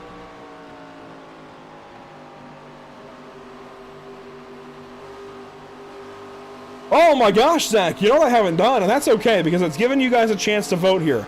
I've not closed the Best in Show vote. So you know what? We'll pivot. We'll do to the completion of halfway. So those of you watching over on YouTube, as Stallings makes a big dive there on Perkins, those of you watching on YouTube right now, you can vote in the MX Raps Best in Show contest. That's going to run through the completion now of lap 50. So a few more laps to go, not many. You've got to get your vote in now. let's recap who those cars are in the vote. As here comes Rafferty and Johnny Wood together. Rafferty on lap 28, Wood on lap 21. I'm a little surprised to see Wood in this lap, but regardless, they both come in. So let's do this quickly. Paint schemes you can vote on. They would include the 2. That's Stephen Borball. Whoa, wait a minute. Crash. Caution is out. We'll table that discussion. Perkins. That's a hard, heavy impact right there for the 19. Just as those two were heading to the pit lane, that is going to be a huge saver. Yes. It is big for Rafferty and Wood here. Watch this to turn 1. They just stack up, and Stallings is all over the back of the 19. I mean, Perkins was along for the ride. Goodness. All the way through the deceleration zone into the corner. There was nothing he could have done there. You see the bump drafts. Insane. And let's see if I can get the right angle here. Right here. He's along for the ride. He was in the back of the 2 car because he was getting hit so hard. That's going to more than likely be a penalty on the 00, Dustin Stallings, if not deemed by race control a racing incident. We'll have word on that a little later on. Just along for the Going ride. down the corner. Oh my goodness. Literally nothing he could do. That's going to end Perkins' day. Maybe. And that's our 5th caution of the race, Andrew. We're starting to push it on time, and actually bringing up the factor of time rolling into this incident here as we take another look at it from the overhead view. Oh man. What I was just saying, I'll maintain what I said a few minutes ago. I think these guys can have 2 cautions from that point in time. This is one of those 2. I think they can afford 1 more caution, but that's 50 laps to go with 1 more caution. This is where the fun stuff comes in. So I decided to do a quick Google search on my handy-dandy smartphone that everybody seems to have nowadays. And I found an interesting website called onlineracing.info, which allows you to punch in the duration of your race, the average lap time, and the total amount of laps to calculate how long the race should take should it go green flag. Now, the average lap time that I seem to be seeing out of these guys is about a 54.5. So that's what I put in 100 laps total. Duration of the race, should they have gone green from start to finish, should take an hour and a half and 50 seconds. So these guys have about 30 minutes of play in this race, should this race not go green. And if we bring up the amount of times that we've seen the caution come out today, with this being number 5, this is starting to push it quite a bit. And again, why do we bring this up? Well, simply put, it changes when the race is going to end. It changes how much fuel these guys need to have in their race car. That changes when the last pit stop needs to be made.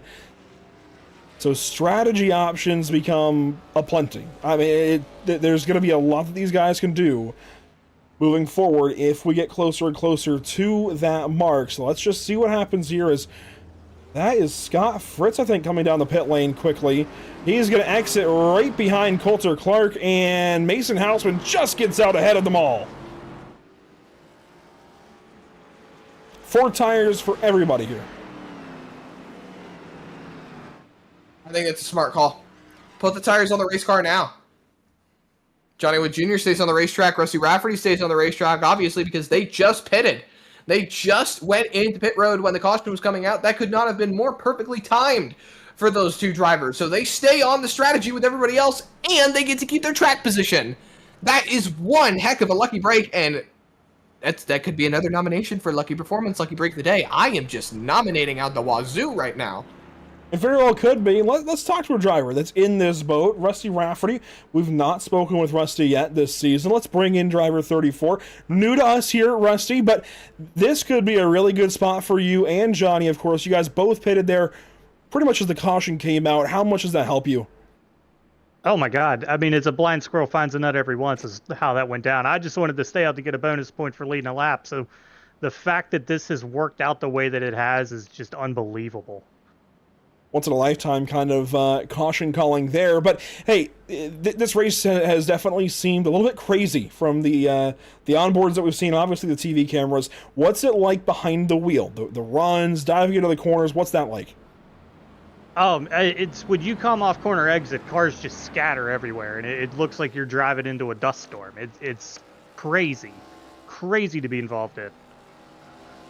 And of course, you're still a newcomer here, technically, to this series at least. I know you have run with Dakota and the other guys at the Quantum Series for a while on Thursdays, but Tuesday nights, Sundance Pro Series, you're a little bit newer to this particular group. What have you learned so far in the, I think, 4 races now that you've done, including tonight? You know, the ARCA car is different from what we run on Thursday nights, so it's been a huge learning curve for this. That lack of fifth gear really kind of, you wouldn't think kind of messes with your brain, but it does. And so learning that has been the hardest thing. Yeah, it's the car has been the learning curve for me. Fair enough. Rusty Rafferty getting ready to go racing again here on this restart. Rusty, best of luck. We'll be watching to see if the strategy works out. Thank you, friends. Have a good rest of your broadcast. We'll be doing that. Exactly. That is driver 34 as we come up on halfway. Rusty Rafferty. This is a really, again, an interesting spot to be in. I mean, he played the cards right there as far as when to pit. He and Johnny both unknowingly pit at just the right time, and now we're going to have half this race down, half the race to go, starting to get rain on the radar, metaphorically. I don't know, Zach. That pit stop to get all that track position, that just might work out for these two. So watch Johnny Wood Jr., watch Rusty Rafferty. I think passes can still be made. They just take an art here. But if anybody's going to do it, that driver in third, that 69 car, is up to the challenge. Here we go. Green flag on the way. Lap 50, now complete. 50 to go.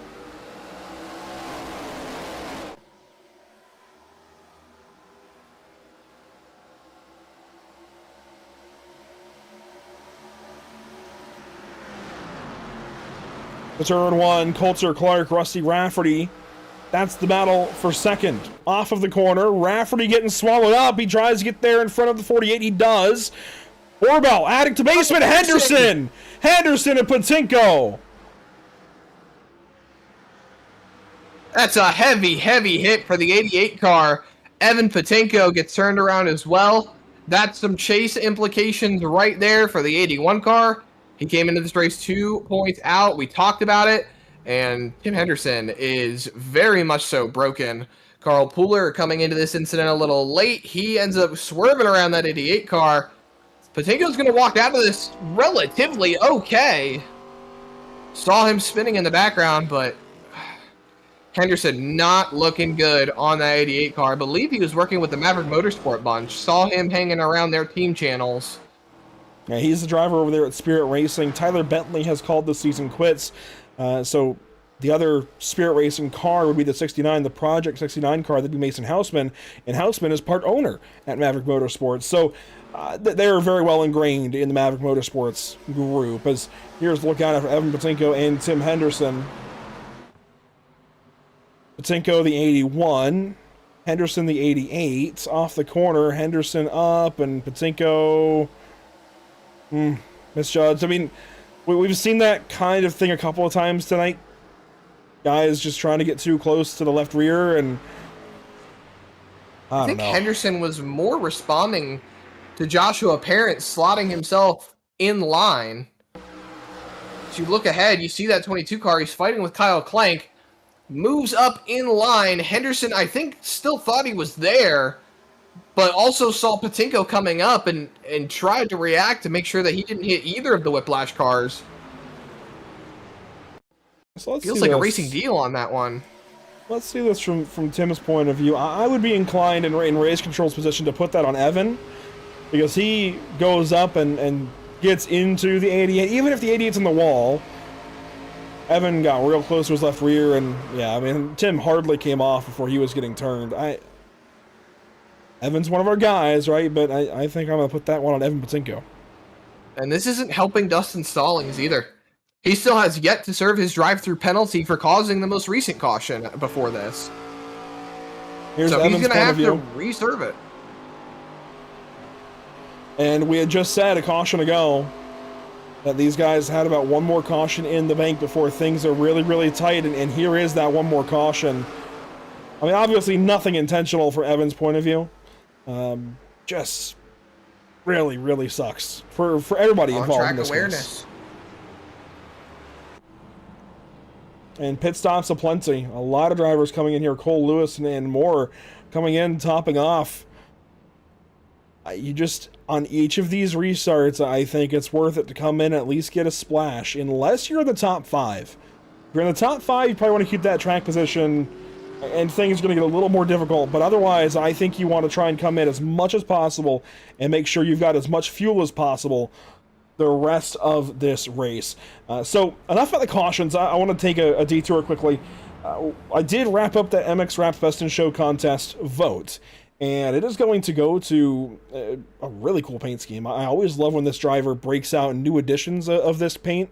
This is the newest, latest, and greatest version of the number 19 Storm Seeker Toyota Camry by Caden Perkins, and he has won today's MX Wraps Best in Show contest. I mean, this is a looker. This is really fantastic. Every time he breaks out one of these weather cars, it is worth looking at. If you can't tell, you've never looked at, Storm radar. That's what you're looking at pretty much right here, painted across the side of the race car to make it design, make it look cool. Really, really fantastic. I love everything he does with these paint schemes.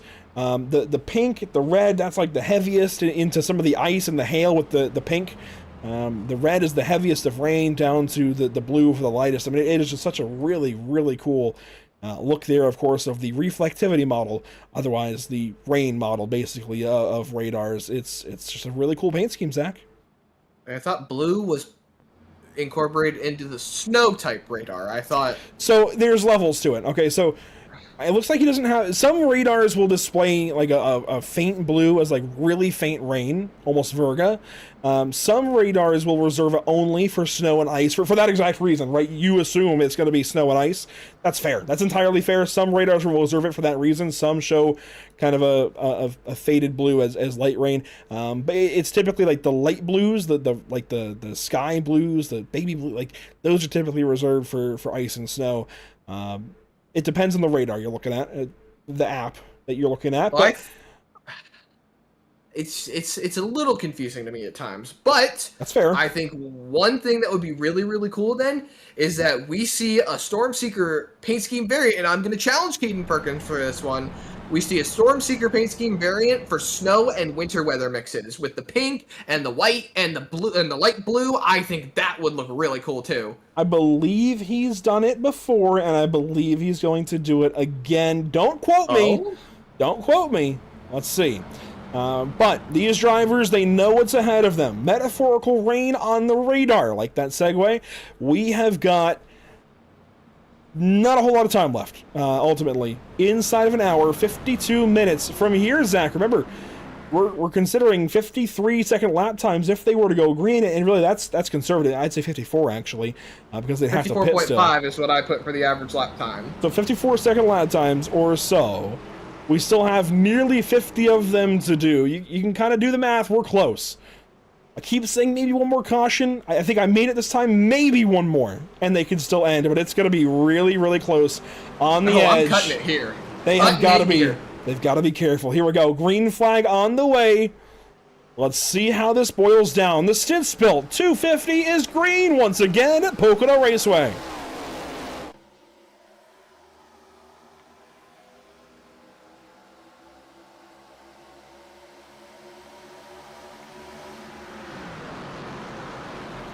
Johnny Wood Jr. takes over the restart. Scott Fritz third. They are battling for that bracket. Who's going to move on? The one thing we know about the bracket is we're going to have one Chevy, one Ford, no matter how it works out. One Chevy, one Ford will move on as Scott Fritz sends in a Rusty Rafferty. They both pay up into the wall there. Mason Houseman joins in. Here comes Buzzio. Here comes Parrott. Here comes Borbell. And Fritz into Rafferty. He's going. What a catch. He saves it. He's using the access road. What an absolute amazing catch right there. We're 4 wide on the front straightaway. Stallings will finally serve that penalty. Here we go. Unbelievable. Big move down to the bottom. Oh my goodness, that was a big shot right there on the 56 car. Put himself up into the top 10. And Fritz is down now into 10th. Barnes on the inside for that spot. Barnes and Toseo in that group. Here comes Patinko on the inside. He's to the inside of White. That changed everything up. Everybody's in a new spot as Johnny Wood Jr., two-time winner this season. He won last week at Chicagoland. He now leads. Mason Houseman and Joshua Parent bringing up your top 3 with Adam Buzzio and Steven Borbell, your top 5. So you've got quite a few Fords up in the top 5 right now. You got 3 4s from 3rd to 5th. Then you've got Walker, Clank, Perkins, Wolsifer, and Fritz. We got 1 car heading to the pit lane. We got 2 cars heading to the pit lane. That's M. Patinko and Coulter Clark in the 54 car. Not sure why Coulter is pitting. I believe this is a penalty being served for Evan having caused the caution with Tim Henderson. I'm not sure, though, what the deal is for Coulter Clark as they work down the pit lane. And yeah, that was bound to happen between those two, but that's okay. For the race lead. Up front, Mason Houseman is chasing down that 75 car of Johnny Wood Jr., but don't look now because 3 Fords are closing fast.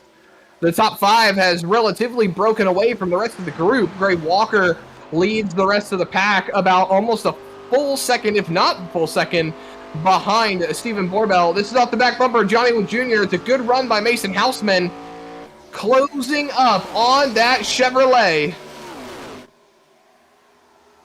Mason chooses to stick in line for now. Little Josh Pete Parent going just into behind.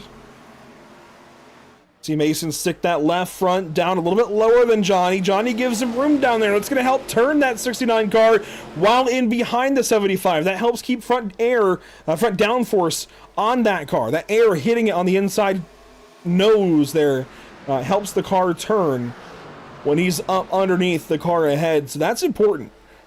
Right, Johnny, if anything, Johnny's going to want to seal off that yellow line to make sure Mason can't get the air to the left side of the nose. That's very important in NASCAR Craftsman Truck Series racing at racetracks like Pocono. Very important as well in the ARCA Menard Series, and of course in these cars, as these are ARCA cars here on iRacing. You've got to make sure you get that left side of the nose in air in the corner if you can. It's going to help you turn. And look at Adam Buzzio. He's looking to make a move on Joshua Parent for that 3rd spot. Takes a peek down to the inside in turn number 1. Parent in that 22 covers him off nicely. Steven Borbell looking to the bottom on Adam Buzzio. But these 5 cars, they have stuck together, stayed in a nice train, and they've got almost 2 seconds on Gray Walker. Look at the separation between the top 5 and the rest of the field. It's a group of 4 of Walker, Perkins, Wolsifer, and Clank, and then it's another 7/10 back to Seo. So it looks like we're starting to get out into some groups. And, you know, this is going to be very, very detrimental to these drivers' races now.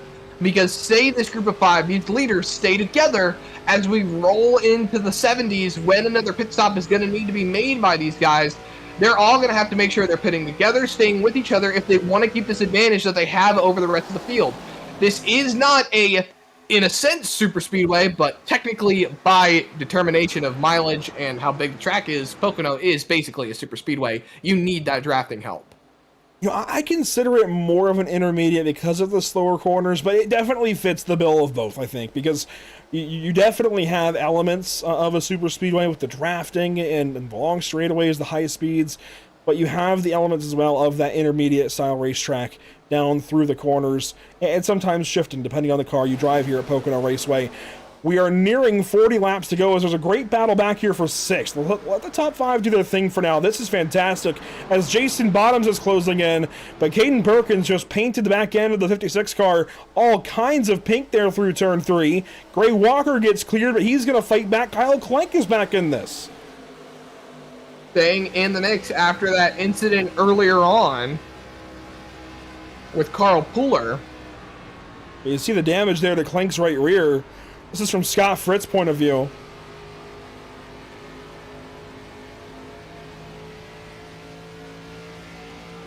Fritz doing a good job to stay in the mix as well. Everyone's doing a really great job right now. You've got the bracket brawl even to focus on this. Oh, whoa! Fritz into Clank there into turn 2. Perkins checked up as well. He's now got Barnes on the inside. That worked out. We stay green. But Clank is not going to be happy with that. I think we've seen that a lot tonight. Guys checking up a little bit earlier. You know, they've got cars on their front bumper. They're trying to give room, and the message is not relayed. And that's just a product of these cars. Tall spoilers that you can't really see through the car ahead of you. It's part of it. How about this, though? All 4 of your bracket brawl contenders are inside the top 10. Johnny Wood Jr. and Adam Buzzio being the front 2, and then Scott Fritz and Christian Barnes being the back 2. So you've got the leaders, and you've got the chasers. Both of them trying to chase down Fritz and Barnes, that is, their positions to continue on in the bracket brawl. Johnny Wood Jr. and Adam Buzzio leading the charge to be your top 2 contenders and win the pot. And of course, that is going to be a bunch of fun next week at Auto Club Speedway. California is always a bunch of fun. Add in the fact that it's going to be this season's Christmas race with Secret Santa stuff going on with paint schemes and such. And add in the fact that we're ending the bracket next week. Oh boy, a lot to talk about for sure going into race number 9 next week at California. Going to be a really enjoyable night of racing, I think. But for now, lap 63 here of 100. Pit stops are looming about 10 laps away. And then from there, Zach, I don't think, if this does go green and we get all laps in, if they do pit in about 10 laps, I don't think they can make it to the end. Take a time check on that one. Where are we at on the timer? 44 minutes. Right now, we have enough time to get these laps in if we go green. And again, maybe one more caution. I keep saying it, but... No more cautions. We have got 44 minutes on the clock, and we've got 47 laps to go. It's pushing it. They have to stay green, Andrew. This is the crunch time. We don't have 47. We have 37 to go. Oh, my goodness. You got me there for a second. We're racing to 100, Look, not man, 110. After we hop off this broadcast, I have to get to the airport. So my brain is all over the place. Oh my goodness. But yes, no, you are probably right. There is the possibility of one more caution, potentially. We're really, really pushing it. You know, we're looking at the fuel number of lap 77. We know that a couple of drivers need to come in around lap 77. I know we have a little bit of an update from Zach King. He's usually heading over there with the Meatball Motorsports guys, but it looks like they're coming in around that mark. So I kind of want to paint that as the in lap. Lap 77, lap 76, as Adam Buzzio goes on by Joshua Parent. That's where a lot of these guys are going to filter in. But, big old but on that one, Johnny Wood Jr. is going to have to come in maybe about a lap earlier than these guys. Maybe 2 laps earlier.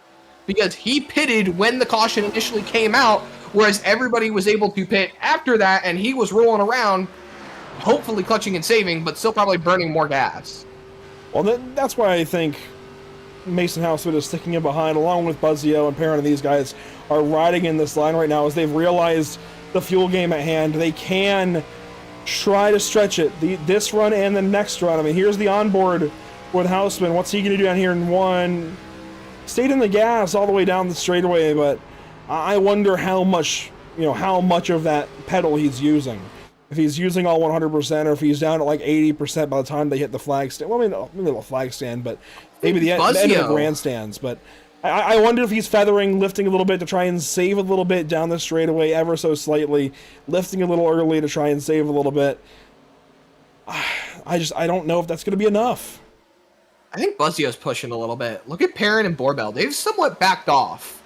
Those two have somewhat rolled their pace back a little bit, and they're kind of sitting waiting, whereas Buzzio, he's pushing. He's looking to go up there and get there.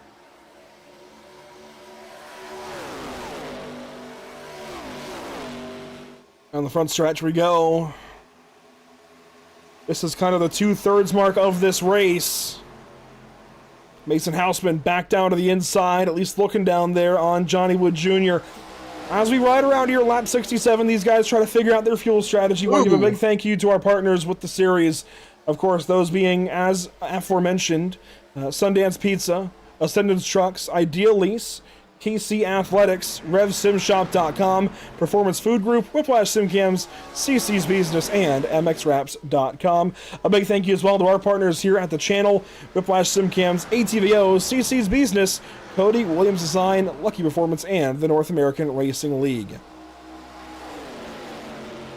2/3 down, 1/3 to go.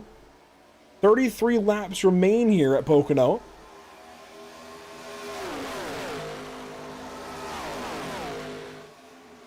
Pun intended, Andrew? this is a tricky situation for these guys. Oh, I get it. I see what you did there. Tricky triangle. Took me a second there. But no, I see where you're getting at. Tricky situation. We see Houseman actually backing off on the straightaway. Let's look at it from the perspective of when they come in. Let's say they make it to lap 77. They can make it to the end if they save, I think, about half a lap. But we're pushing it. 22, 23 laps is about the number we're looking at. 24 is pushing it. So, I think to make it to the end, they have to make it to lap 76, lap 77 at least. And these guys are, for the most part, already on lap 20. Granted, there's a caution or two in there. I think 2 cautions for some of these guys. Regardless, like it's just not going to be easy to get there. It's going to take work and dedication, and certainly the dedication having saved under the previous cautions. You see now the nice gaps back here as we work lap 69, and we have spread out decently here down the Long Pond straightaway. Regardless, it's going to be close on fuel. I'm interested. I'm intrigued to see where this works out. Basically, what we've been saying here is right. You want to get to lap 76, really lap 77. That's 24 to go. And that's even stretching it a little bit.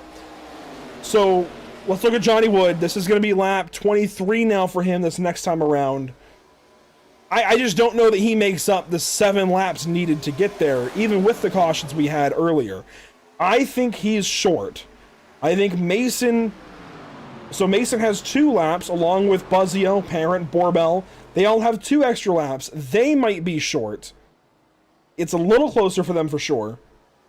And then Richard Wolsifer, he pitted 16 laps ago to top off on fuel. I believe that was the last caution we had before we went green. So I think these guys have had 1 caution to save after getting their fuel the caution prior, if memory serves me correct. And Wolsifer's not alone. Wolsifer, White, Hall, Bottoms, Moyer, Dyer, Lewis, Bly, Sakero, Patinko. Scratch that. Patinko did not. The rest of those drivers all did pit under the most recent caution for fuel. They have the best chance right now to get to lap 77. The rest of these guys, it's going to take a whole lot of saving. I just don't know that they've saved enough. I mean, we've been riding on board with Mason, for example, and he does not put in the clutch in. I would think you'd want to put the clutch in here to save. Let's try on board maybe with Borbell. Yeah, we look on board as he's chasing down Josh Parent. Not really hearing any clutching. Well, he's letting off a little early. He did lift early, but that's still not the clutch. That's a big difference. You know, people talk about, you know, this trick or that with saving fuel on iRacing, and I think most reliably it comes down to literally RPMs. And that more or less mirrors the real world to a point. RPMs, minimizing RPMs. You want to put the clutch in, I think. Genuinely, that brings the engine speed down under 1500 RPMs. The lifting here, if your Borbell helps, but in the corner, I think clutch. I think clutch. We'll see. I mean, if you want to take a moment here to go through the field, looking at this top 5 group, looking back at the 4 cars behind them, Wolsifer's leading that group as we ride on board with Parent. You know, the biggest thing with these groups right now is that you don't want to be the lead car in them. Johnny's been leading this group the entire time. He's been punching the hole in the air for everyone. That's been allowing Houseman, Buzzio, Parent, Borbell to ride. Then you look behind him just a little bit of ways. You've got Wolsifer. He's punching the hole in the air for the rest of these guys behind him. he doesn't have enough distance up to the car in front of him to be relying on that draft. So Scott Fritz is able to hold tight and save some fuel, stay in that draft. Then you look a little bit further on back. Kyle Clank is still in this mix with Walker right behind Fritz. Zachary Hall is a further 5 seconds behind this 4-car group. He's punching the hole in the air for the rest of those guys. So everything is really just starting to filter into these groups, with a lot of these guys being in the lead cars. There you see the first group and the second group, and then give it a minute. There is the next group with Jordan White and Christian Barnes, then Teseo leading another group. So we're just... It's like kindergarten when you're breaking into little groups for playtime, but this is not playtime, this is strategy. We're approaching 25 to go, and here we go. Johnny Wood Jr. has to pit. So again, he has 2 laps on Houseman. And there you see Wolfsburg as well. These guys are going to be short. They will not have enough to go to the end. These were the guys that were punching the air, Andrew. This is what we were talking about. And think about this for Fritz. Fritz may well have to pit as well, but if a caution comes out to save Fritz or something, this could flip the script there for the bracket. So keep this in mind. Johnny Wood Jr. pitting from the lead here with 26, 27 to go. I mean, that's not going to cut it. 26 this time. Mason Houseman has given up the race lead too. He does not want to be up there. He wants to continue to save fuel. He wants to continue to sit in this draft and not have to worry as Fritz tags the wall. He's trying to catch up to Joshua Parent. These guys have really backed off their pace because Fritz has closed up quite a bit. They're all trying to save gas. Let's see here. Buzzio keeps it rolling, as does everybody else. We see 1 car coming in. That's Kyle Clank. He's making his way down to the pit lane. That 31 car is also going to be short. We have got 26 laps to go. They've got to make it to that lap 77 mark. 1 car coming out of the pit lane. That's Rusty Rafferty. He pitted on the same lap as Johnny Wood Jr. So that 34 car charging out of the pit lane. Now, Buzzio, I would have checked up. I don't care if I've got cars behind me. I would have slowed the pace down, gotten behind that 34 car, and slowed up my own pace because now he's punching the hole in the air and he's going to burn a little bit more gas. This is a really interesting situation for all of these guys. All right, it's been 2 laps. Do we see these guys pit on cue, or can they go a little deeper? Here comes Buzzio's in. Borbell's going to keep going. Houseman's in. Here comes Fritz. So Fritz is going to be short. I don't think these guys can make it from here. 76 even is a maybe. That 1 more car coming in. I believe that's Gray Walker joining them on the pit lane. So you've got Borbell, Parent, Hall, White, Barnes still on the racetrack. Moyer stayed out. Dyer stayed out. Bottom stayed out. The top 8 cars are still on the racetrack. I like this for all of these drivers, particularly these 2, Borbell and Parent. Pit stalls. Think about it. Their pit stalls are past the start-finish line. They will get to lap 77 once they get into their box. I mean, that doesn't change much. That's a matter of 100 feet. But this is closer for sure. This is definitely the point you want to be at. The earliest, I think, that you want to pit to still go to the end. Lock up there for Borbell. That's going to help Parent massively. Oh, boy. Let's see. Does Hall stays out? He might be able to be a little more throttled down. Remember, he pitted a little bit later on the most recent caution, so he can go a little deeper. He can try and wait out a caution here, or just try to have more fuel to the end and not have to save. White in the same boat, Moyer as well, Sam Dyer as well. Dakota Bly even going a little bit deeper as Christian Barnes is in the pit lane with Joshua Parent and Stephen Borbell. There goes Borbell. Parent. Uh-oh, Borbell. 2 tires. Hang on, I'm losing track here. So Parent. Borbell took 4. 4 tires for the 22. 4 tires for the Parent 27. had to have missed his box big time. Johnny Wood Jr., though, first on the racetrack after pitting. You see Mason Houseman there as well. These guys, it seems, might have taken 2. Borbell down to the inside. Wolsifer's there. Borbell moves Wolsifer up. This is for position. Borbell to the inside again.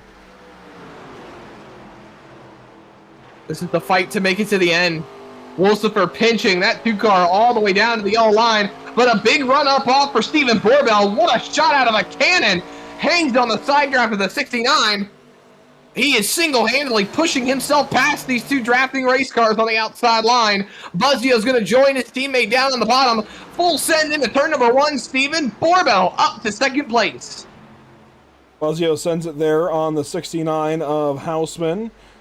Stallings is now in. Remember, he had that penalty he had to serve once we went back green, so he's well behind right now. If we get a caution, though, he could get back in this. Hall is in, finally. So Hall, White, Dyer, and the rest of these guys all coming in here on lap 79. They are good. Borbell should be good as well. And that's really where this begins, of drivers that are good to the end. And when I said second a little bit ago, you know what I was talking about in terms of the fuels, the pit cycle. Because you still got White, Hall, and Dyer, and what was Bly out there, and now things starting to cycle back into what we expect them to be.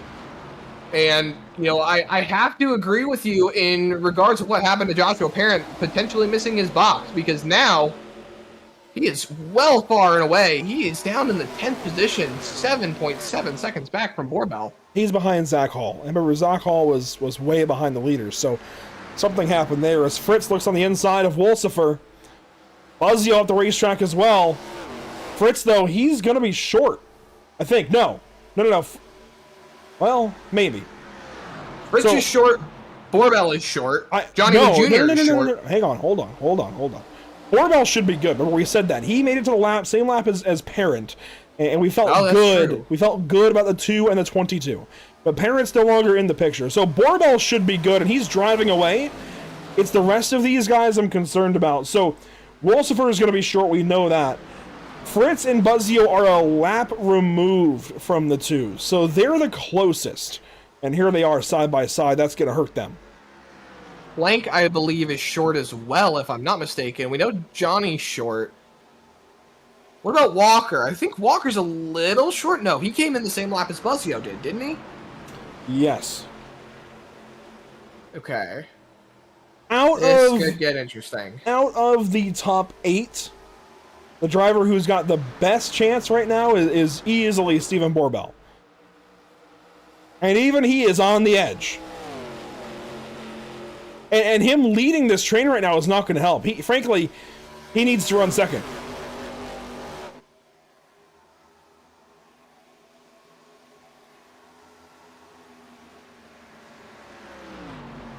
Tell you what, Zach, did you wake up this morning knowing we had Pocono tonight, thinking we'd have a fuel mileage race? No. I woke up this morning knowing this is going to be a hectic day.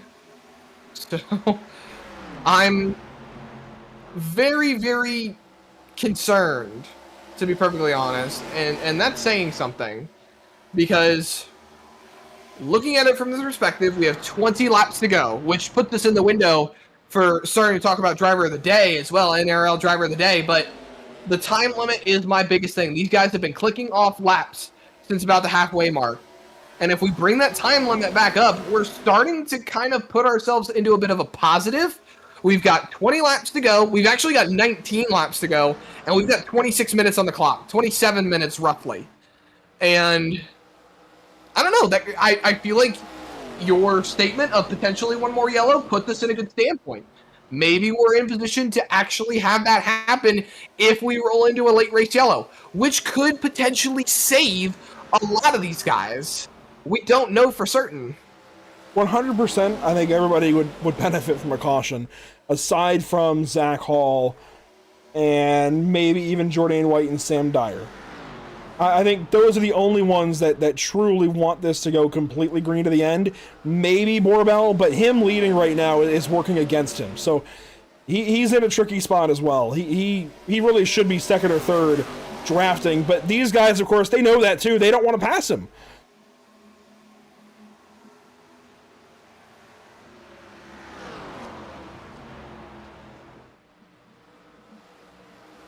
I mean, their lap times at their fastest are 53.2s. Their last laps, 54.1, 54.2. They're nearly a second off pace right now, Zach.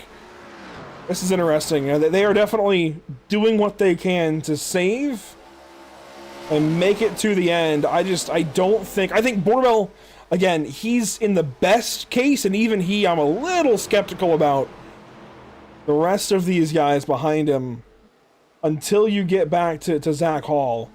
I just don't think he can do it. And you know what? Zach Hall is starting to move through the field. He's now up to 6th.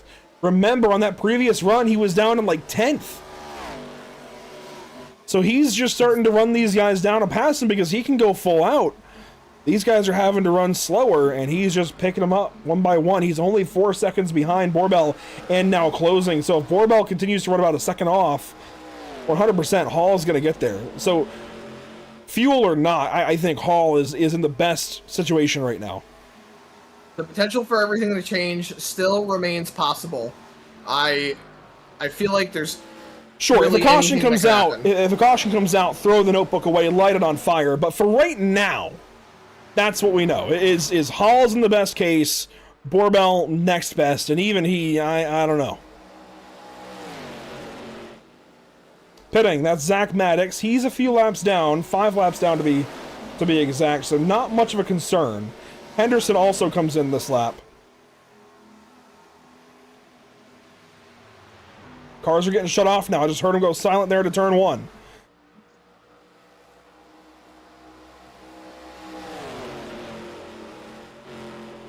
So Zach, I think we're gonna hold off on the driver of the day vote as long as we can. I don't know when the magic number is going to be. Oh, they are really shutting off. They're starting to realize they're short. Let's see, Borbell's telemetry. Let's watch the RPMs and listen. Clutch is in. So they're starting to realize the boat they're in with 15 laps to go. And the cars behind them are starting to reel in too. You see Johnny Wood Jr., Joshua Parent, Christian Barnes. They've all reeled in about 2 full seconds on these guys. And here's Zach Hall, who we know is good on fuel. Since I last mentioned Zach Hall, he's gained 2 seconds. So, caution, that's it. Caution the speedway. Burn the notebook. Forget about it. Keaton Perkins. Everything out the window. Everybody's going to be good on fuel. Oh, this could be something. Burn the notebook.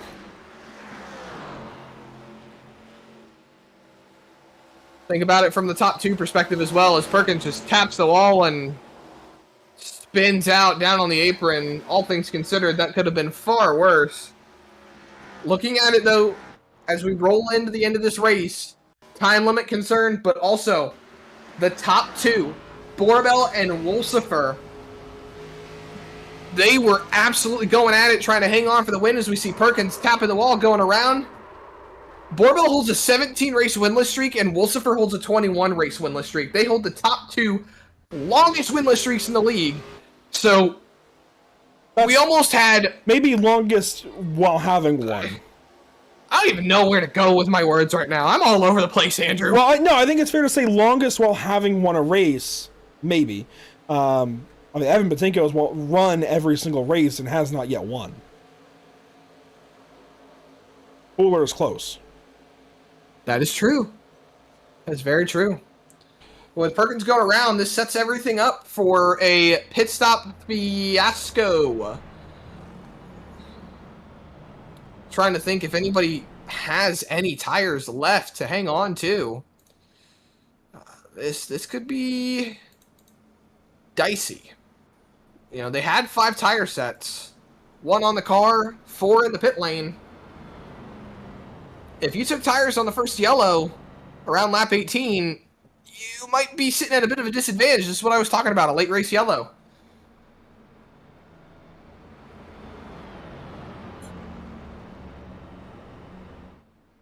So this caution definitely going to draw the ire of many. And this sets up for a really interesting situation, because now, do you even want to pit? With time limit, do you even want to pit and sacrifice the track position? Don't ask me that Buzzio doesn't question. want to. He's staying out. Well, maybe. Yeah, Buzzio's staying out. Borbell's staying out. I think they Borbell get stays it. out. They want the track position. I like that. I don't sacrifice it.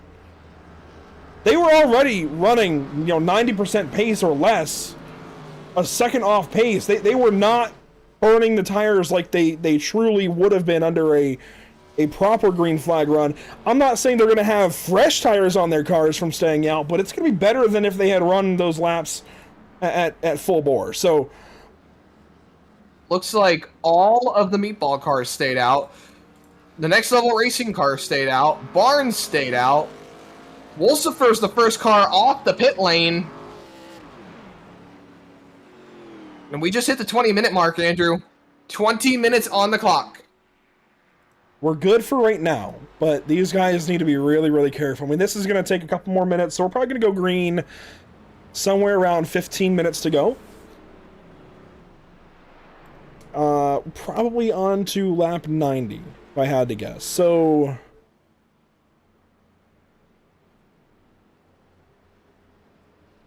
yeah, I don't know if they can afford any cautions after this. It's going to be close.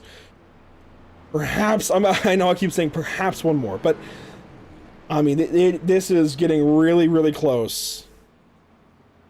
Splitting hairs almost to see if maybe they can keep going if we get more cautions. But I think with the sheer likelihood of what could happen, I mean, it's late race at Pocono, right? We expect 7 wide on restarts at Pocono. So with that in mind, I think you keep the track position. If you're Borbell, Buzzio, and all these guys that did, I think you stay out. And the top 15 or top 5 did. Those are Borbell, Buzzio, and then all of Meatball Motorsports, Barnes, White, Teseo. I like that. I like that they all stayed out. Take the track position.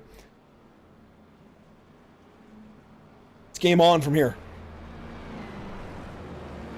It's either game on or game over. So yeah, we'll go green on lap 90. And that will be somewhere around 16 minutes to go, not 15. So that helps a little bit.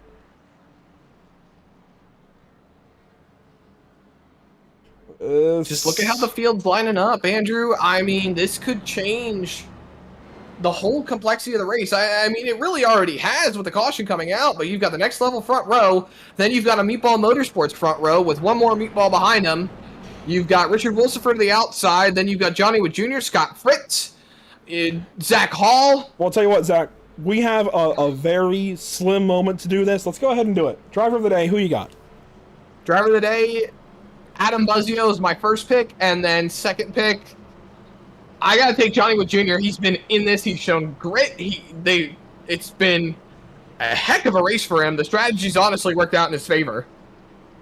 Buzzio's just been out here pounding the pavement.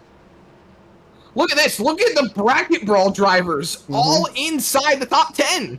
We're top getting 8, there. really. We're getting there. Buzzio and Barnes are going to restart second and third. Fritz and Wood 8th and 7th, so they'll be next to each other here on the restart. I'm gonna give Stephen Borbell a nod here, and man, I don't know. You know what? I think for sheerly the position that Zach Hall is going to be in, and the fact that he won the stage, I'm going to give Zachary Hall a nomination here for Driver of the Day. Let's go ahead and get this vote live. It is live now over on YouTube. Here we go. Restart zone coming up. Let's watch this from the blimp. Anything can happen down to turn 1. How many cars can we stack wide? Let's see. Green flag. The Stinsbuilt 250 is back underway.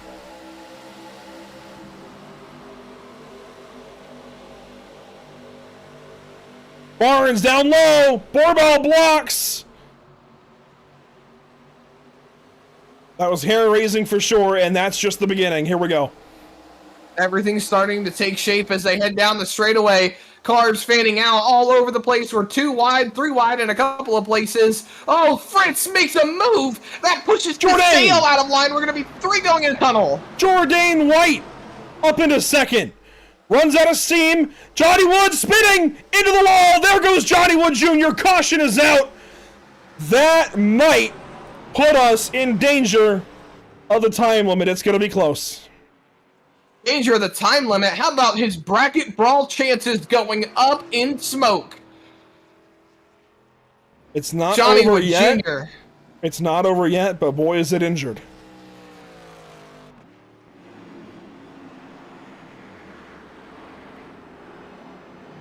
He was a good nod for driver of the day. Has kept his car up front all night long.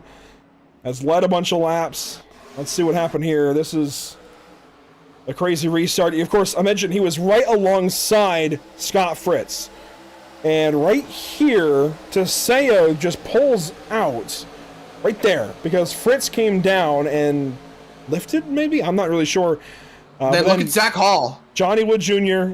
in the middle of all of this, and Stallings just gets him. I mean, just got him in the left rear. I mean, smack ran into him. Pretty quick bounce off the wall, get it pointed back straight, though. All things considered, it could have been far worse. If anything for Johnny, I'm a little concerned about side force. I know iRacing's been working on that on several cars, the last few builds, today included. If anything, I'm concerned about the side force in that 75, that maybe he's just not going to be able to hold it steady in the corner as well. But, yeah, I mean, obviously Dustin didn't mean to, but he did just kind of flat run in the left rear of the 75 car. Nowhere to go. It's a racing deal at the end of the day. Hall got almost turned around in front after contact with Teseo. So there was a lot of open doors right there, but we've got 10 to go, 9 at the line. Time limit again, Andrew. We're cutting it close. We are cutting it very, very close. You said one more caution, maybe. It's been 2 more cautions, maybe, since you said that. Yeah, this is the one I'm a little skeptical of. Because it's 2 to green with 9 to go as Stallings pulls left and he's done. That looks to me like a penalty was just handed down by race control. I'm not sure if the penalty was to park it, but it sounds like it was.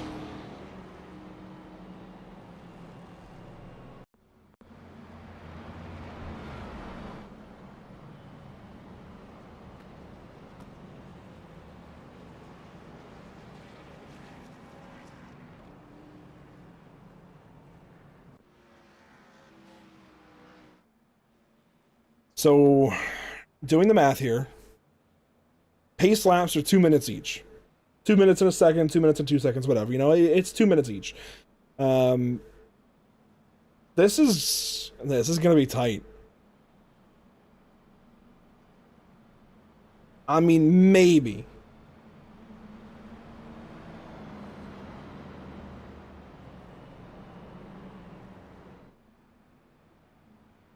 We'll have 8 laps to go when we get back. Inside of 8 laps, inside of 12 minutes.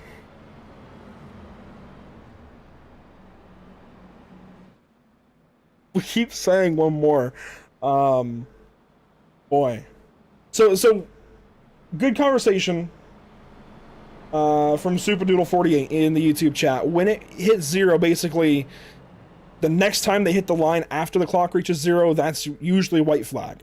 The sim, there's a few parameters, and sometimes it gets a little picky. Sometimes it throws the green, or the checkered rather, 1 lap earlier, 1 lap later. It's a little finicky, but in general theory, basically, once the time reaches 0, when they get back to the stripe, white flag, race is over. So,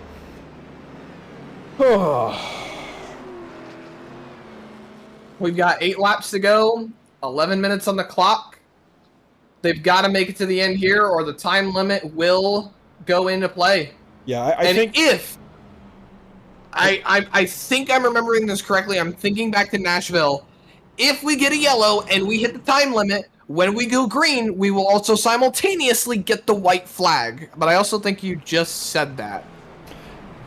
if we're under caution when time runs out, it's a little more chaotic for sure.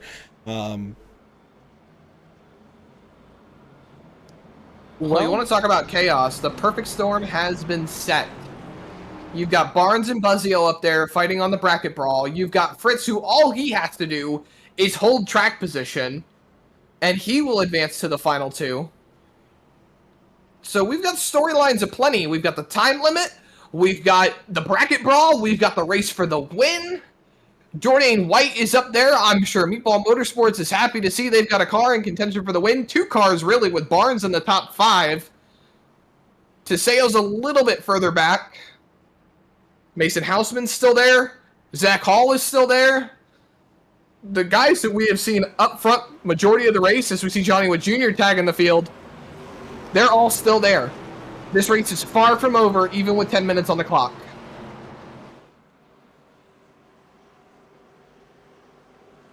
Let's see what happens here. We'll have 7 laps to go. Stephen Borbell, Jordan White, front row. Restart zone coming up. How's this one gonna boil down? Pocono Raceway comes back alive. 7 laps to go in the Stints Built 250.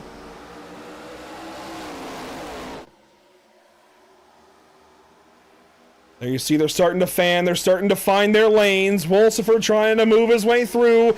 Big run for Adam Buzzio to turn 1. Trying to find his way. They're 3 wide behind him.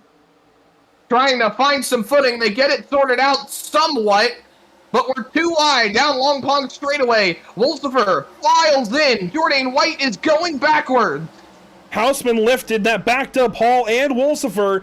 That even ricocheted the 15 backwards. Parent takes advantage. He's going to go underneath the 56 of Wolsifer. Parent now going to take a look to the inside, maybe of Christian Barnes. That purple 22 gained a couple of spots there. He's working now on Barnes through 3. It was a big send on Teseo. We'll say that. Now he's side by side with Barnes. The fight up front, though, still going on. Single file down the front straightaway. It's 6 laps to go here at Pocono. What's going to happen? What is it? 6 times 3, that's 6, 12, 18 corners to go.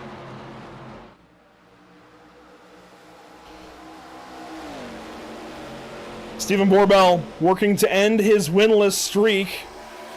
It's been a while, I believe, since Miami of Season 3, if my memory serves me correct.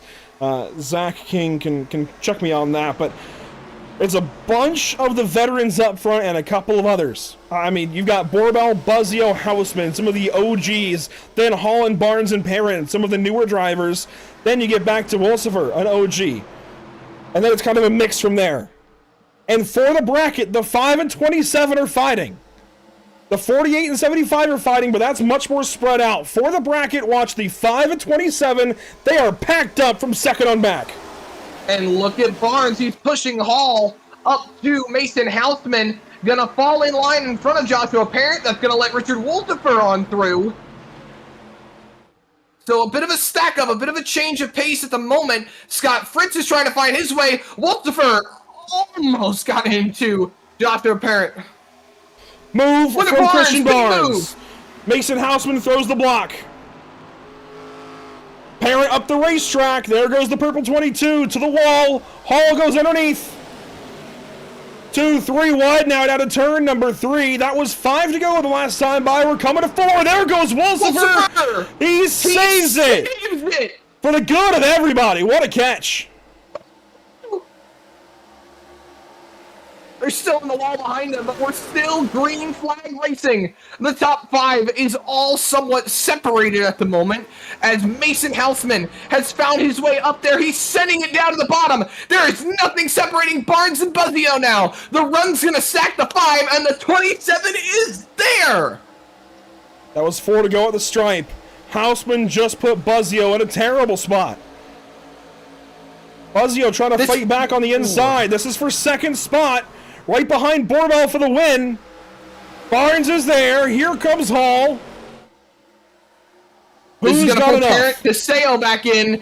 The rest of the top 10 is starting to find their way back to the front. Buzzio still on the inside of Houseman. Hall to the inside of Barnes. Caution on the racetrack. Oh, this my could goodness. end the race. Sam Dyer around in turn 3. Oh my goodness. Let's check the replay and then look at the time. There's Sam Dyer Carl Pooler comes up behind. Here we go, down to turn number 3.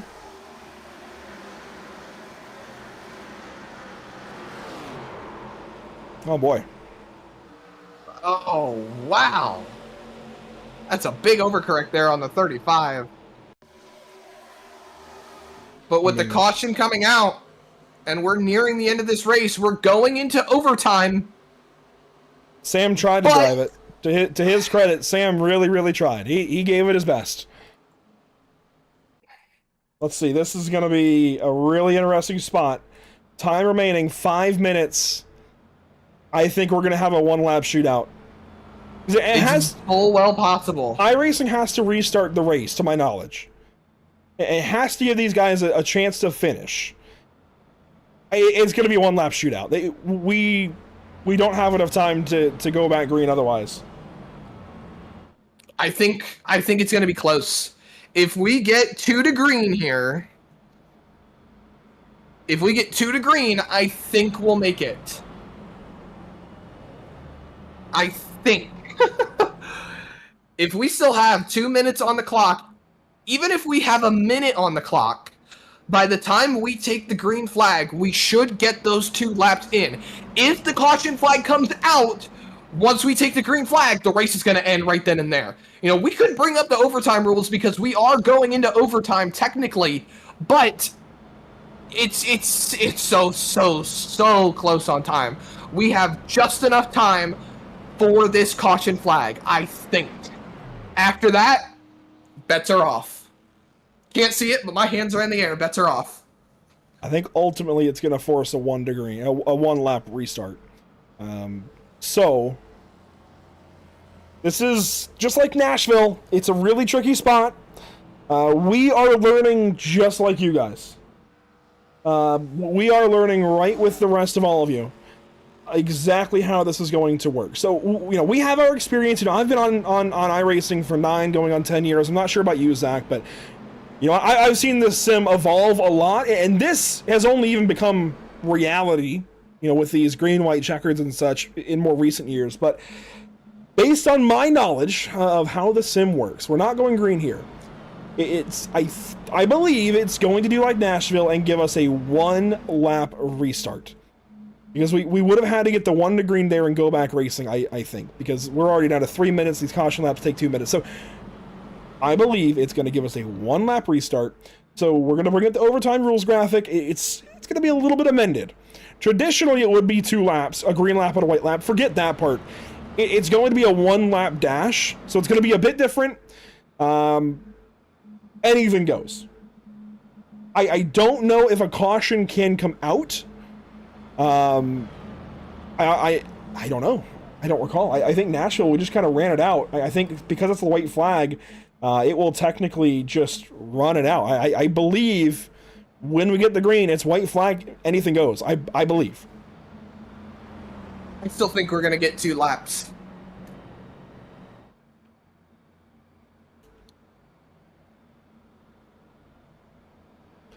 So 2 minutes here. If it's 1 to green, maybe. I mean, by 15 seconds. These guys are turning 2-minute laps under the caution flag, so I don't know. I'll be honest, there was more time on the clock there when they got to the line than I thought there would be. So if we do get there under regulation, which we might. So in that case, it's 2 laps, and what you see on this graphic applies. In that case, 2 laps. We don't have any more attempts, so a caution would end the race, I would think. That might be a whole other thing. Let's table that. Let's not even mention that. I don't want to get too confusing. I know we're already getting confusing for you viewers. I'm trying to keep this simple, I promise.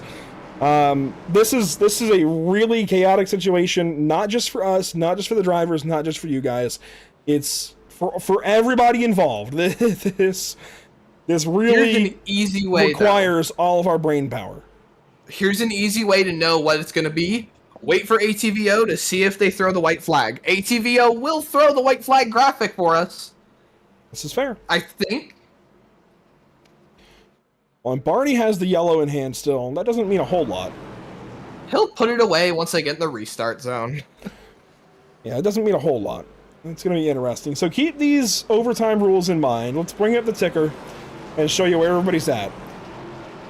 Bonus brawl fight up front. Scott Fritz and Johnny Wood Jr. are in it again. Johnny's still in it for the bracket brawl. So for the win of the race, we got Barbell starting first on the outside, then Buzzio down low. That white 27 is battling him for the bracket. I believe we're going to get 2 to go here.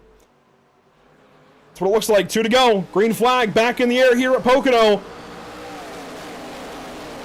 Get out of your seats. Grab onto something. Hold on. Get up on your feet. Here we go. Contact down to 1. Josh Parrott in the middle of all of this, and he's getting shuffled back. Houseman through the middle. Look at Coulter Clark down there. Anthony DeSayo's up here. White flag. It's a 1 lap. Maybe? It's telling me 2 things. It's telling us the white flag brought to you by Whiplash Sim Cams, I think because time ran out, but scoring still says 101 of 102. Let's see.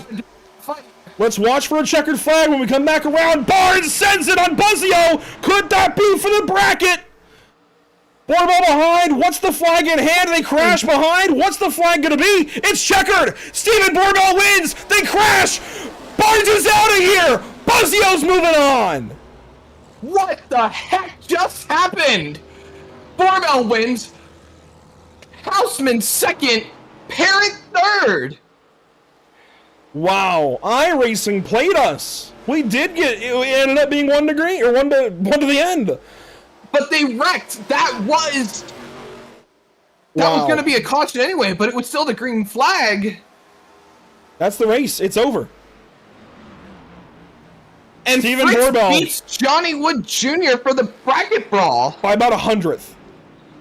Oh my goodness, what in the world? This is going to take a couple of looks at the replay for sure. Barbell finally snaps that winless streak.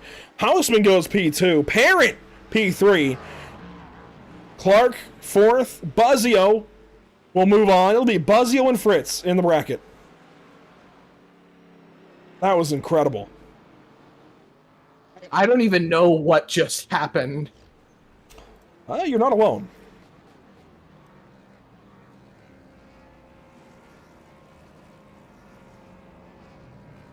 That was incredible. Barbell's gonna burn it down on the front straightaway. Then he used one of the nominations for Best in Show as Buzzio joins him on the front stretch. Not just Best in Show, also Driver of the Day. I put him in for Driver of the Day. He's tied for the lead right now with Zach Hall. I mean, this could be enough to convince some people. Steven Barbell maybe for Driver of the Day. I think so. He had a great run going at Chicagoland last week. It got ruined on a late race restart. Things went sideways in a hurry. Tonight, it all finally worked out. Steven Barbell has finally gone back to victory lane. I just don't even know what to say in how this all has transpired. Obviously, a heck of a win for Barbell.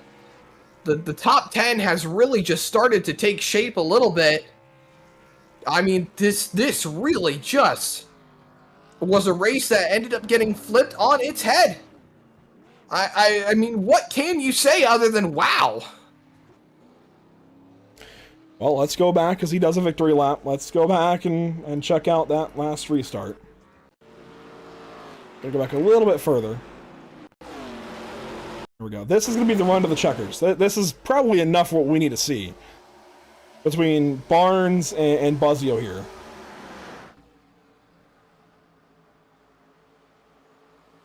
This is to the line.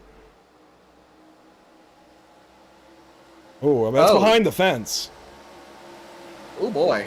And then 3 wide across the line. Parrott just edging out for third over Coulter Clark by about 0.02 of a second. Buzzio looking out by about a 1/10 of a second at the line for third. This is back to the restart. Run into turn 1. Look at Parrott. He let off way early. going down into the corner. That allowed Houseman to get in there and push it 3 wide. Coulter Clark threw his name into the mix. And Hall just did not get good rotation through 1. That put Houseman 3 wide between the 22 and the 32. So that puts him closer up there. And get this, Zach. Sends it into the tunnel turn. Get this. This race was lengthened and also shortened. I've never. Well, this is the run to the end. Look at Houseman with the big send.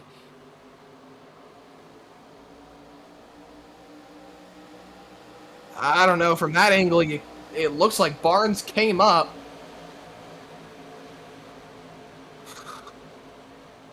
And then they wreck behind. I'll tell you what, there are going to be some interesting reactions amongst the driver base. This is just one of the incidents here on this final lap. There was a lot going on. This, though, of course, for the bracket between Barnes and Buzzio. Let's just watch from Adam's point of view.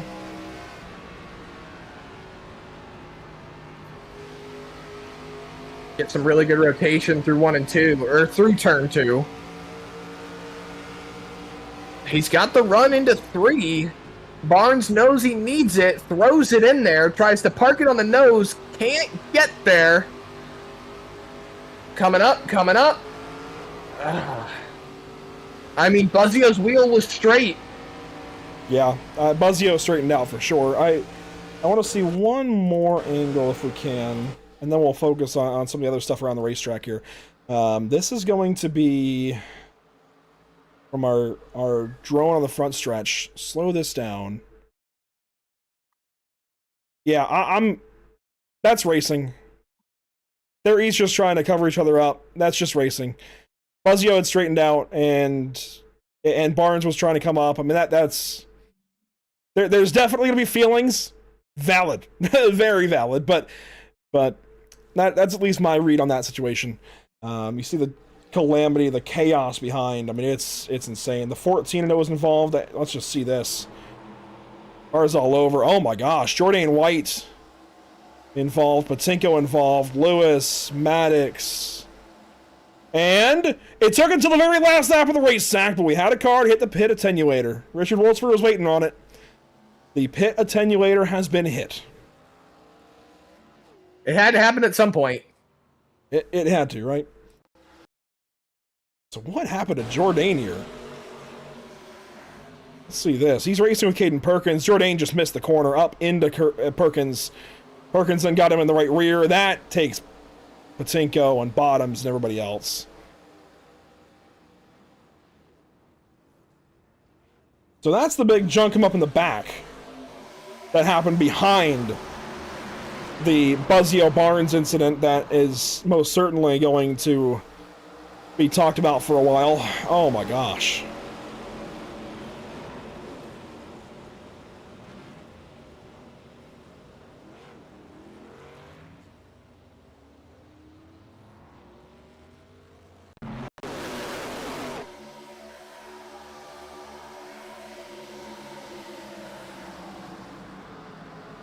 So going down into turn number 2. We have Fritz and Wood, and look at this. They're side by side. They split Patinko. This is for their bracket. Fritz is going to win it, but not by much. There goes White and Perkins getting into Evan Patinko, and this is coming back to the start-finish line. Slow-mo. Johnny trying to run him down. And Scott just had enough. Oh my goodness. Wow. 2 fights to the line for the bracket brawl, and then Gray Walker wrecks after the line. Oh my goodness. One more replay, and then we're talking to drivers. Because this has gone, of course, to our time limit and everything else here. So this is, I mean, Johnny had the spot, and Scott had the run. And they crashed there coming to the stripe. I mean, that's incredible. That is everything the bracket wanted to be. Incredible. Well, let's go back and take a look at the unofficial race results here, Zach. There's a lot to go over here tonight with these drivers that are walking out of Long Pond with a lot on their minds. A look at the unofficial race results. Stephen Borbell with the win, as we have very much mentioned. Driver number 2 finally snaps that win streak. 17 races, we've been told. Mason Hausman, second. Great run from him. I mean, he was always in the mix, as we have come to expect from Mason. It was on brand for Mason Hausman tonight. Had to play the strategy a few times. That was cool to see from everybody. Josh Parent in the mix, third place. I mean, he skated through the crashing there to the line. That was cool to see for he and Coulter Clark both. They both gained spots out of that. Adam comes away with a top 5 and the bracket. Anthony Teseo, a top 10. Rusty Rafferty, a top 10. Zach Hall, a top 10. 8th place there for Hall, Walker, and Wolsifer complete your top 10. And then rolling outside the top 10, Kyle Clank, the first one out of that top 10 in that 31 car, 11th spot on the day. And then buzzer beater at the line, Scott Fritz, just about, let me see if I'm doing my math correctly, 9 1,000ths of a second over Johnny Wood Jr. Yes, 9 1,000ths of a second. I had to do correct math on that one. That was for your top 2 in the BRB bracket brawl. So Fritz will move on over Johnny Wood Jr. Robert Moyer ends up 14th on the night with Dakota Bly right behind him in the 15th spot. Dan Stock-Caro takes home 16th position. And then all the way off of turn number 3, Barnes thought he had it, ended up getting into Buzzio, and ends up going out of the BRB bracket brawl. Jason Bottoms rounds out a day, finishing in the 18th position, which honestly not too bad of a day for Jason Bottoms after starting 30th. So up 12 spots. Good job for Jason Bottoms. Evan Patinko ends up 19th on the day after starting 17th. So he was in the mix for a little while, up in the top 10. Hate to see it for him, especially getting involved in that last lap wreck. And then Cole Lewis ends up 20th position on the night as well. Back down to 21st spot. How about Caden Perkins, the winner of today's MX Raps Best in Show contest? Sam Dyer, Jordan White, 1 car on the lead lap, 1 car off. Carl Pooler, I think Jordan just didn't make it back to the line. That's what happened there. Carl Pooler, 2 laps down. Zach Maddox, 5 laps down. And all these guys had early exits and heartbreak from here on back. Tim Henderson, Braxton Skinner, Brennan Maddox, Jamie Plore, Dustin Stallings. Stallings, though, ends up out due to a DQ, which is from that park for too many incidents caused tonight, as far as I'm aware. I believe that's the ruling from race control on that one. So that is through all 30 cars here this evening. Let's go ahead and get the drivers now. We've got 3 to talk to. Your top 3 this evening from Pocono Raceway. Boy, what a tumultuous race this was. And Stephen Borbell comes out on top of it all. Stephen, you brought out the kind of tan-looking Performance Food Service number 2 tonight. I like the look. It made the MX Raps Best in Show contest vote. It's different, but boy, did it work tonight. Yeah, it did. I appreciate you giving that car a shout out. Gavin came in our voice call with 30 laps to go or something and said something about it, and I thought it was kind of funny. I had no idea what I was doing with the paint. I just ran out of time and threw it together. But yeah, it was a long race, man. It was a very long race. Definitely a longer one here this evening. It all wraps up with you out front. I mean, how good does this feel for this to finally pay off? I know last week was painful to accept. This week is finally some success. Yeah, it's a complete 360 from last week.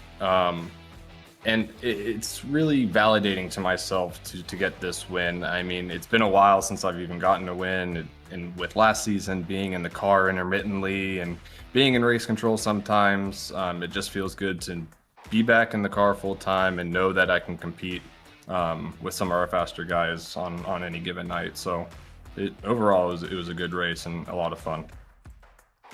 Well, Stephen, once you get off to bed and start to soak this one in, it's been a late one for us all. 24 laps led. I had you for driver of the day. The vote's still going. We'll see if it's you or Zach Hall here at the end of it. Okay, I mean, Zach Hall would deserve it too, man. He was fast all night too. So either way, it's a good time. But thank you guys for everything you do and staying with us for the whole night. I know it's a long night. Obviously, thank you to all of our admin team, all of our drivers, Performance Food Service, and yeah, I'm excited for the rest of the season. Glad to talk to you once again, and certainly as a race winner here in Season 5. Steven Borbell finally gets the monkey off his back here for the season, and Zach, that's going to bring up Mason Houseman in position number 2. Houseman getting it there at the end after the incident between Adam Buzzio and Christian Barnes. Mason, you started this race up front. You led a good chunk of the race, 18 laps, almost a full 20%. And you really just kept in it the entire time. Even after having a pit road penalty, you had to slow down, let everybody go on by. What are your feelings, realistically speaking, considering you had a realistic shot at winning this race? I'm pretty content right now. I mean, second's not bad. I mean, I was kind of gifted it there at the end with Barnes and Adam getting into it. But, I mean, I'm pretty content. I was a little upset because the pit road penalty was given to me, and I was really confused by it because I went 2 under the speed limit, the posted speed limit, and I was going 53, and I was like, why am I getting a penalty here? But I don't know. I'm content with it. I'm proud of the night. I mean, I didn't get anybody, so I don't think anybody can be mad at me tonight. I was aggressively smart. I don't know what I'm trying to say here, but I was trying my best to keep everybody from getting mad at me, and I'm happy I drove a pretty clean race.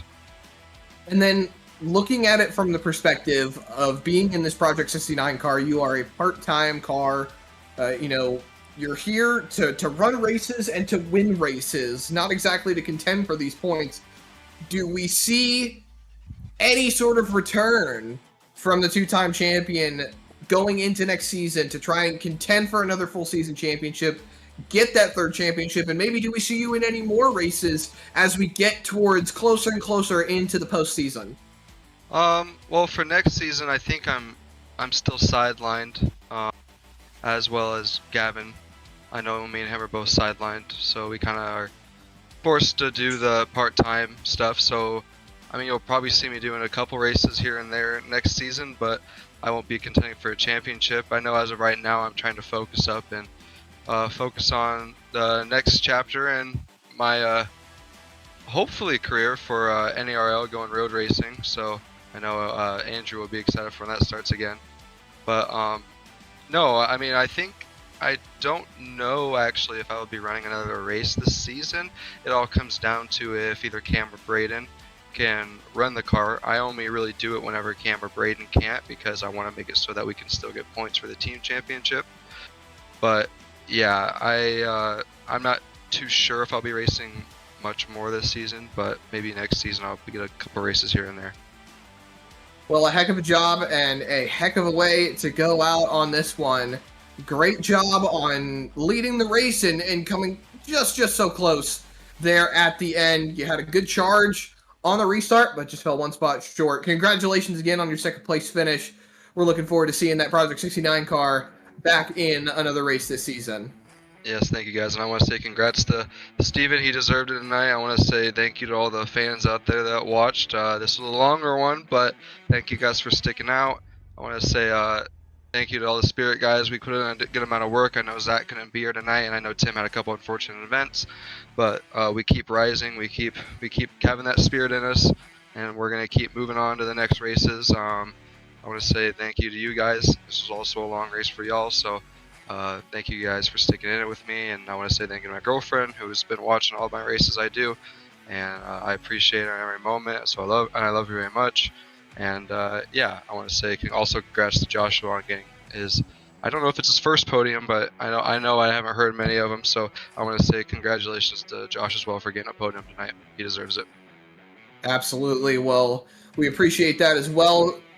Love the sentiments, and once again, congratulations on your 2nd place finish on the night. Mason Houseman, Andrew, on his P2 finish here at Pocono, and then for his first top 5 for Whiplash Racing's first top 5 of the season, Joshua Parent standing by. Josh Parent finally gets a good one in the bag here. 3rd place. You started 10th, Josh. We talked to you pre-race.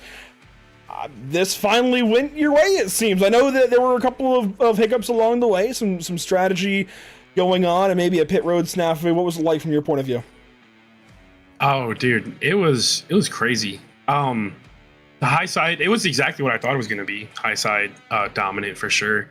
So I did everything I could to rip the high side. And that final restart, I was on 2 tires and I couldn't run the high side. That's how Mason got underneath me. So that was the difference between second and third, which is fine. But yeah, screwed up pit road pretty bad. And Steven won the race, so that pours a little salt in that wound. But I got stage points today and I got third, my first top 3 in this season. I avoided some crazy wrecks, and the tunnel turn scared me essentially every lap, with people sending it about 10 car lengths deep and shoving people into me and whatever else. It was crazy. I had a really scary incident where Caden put me in the fence, and I was pretty sure I had wheel damage, but I got lucky. And yeah, I don't know. I guess tonight was just luck. That's all I can say about it. Just a really, really lucky night.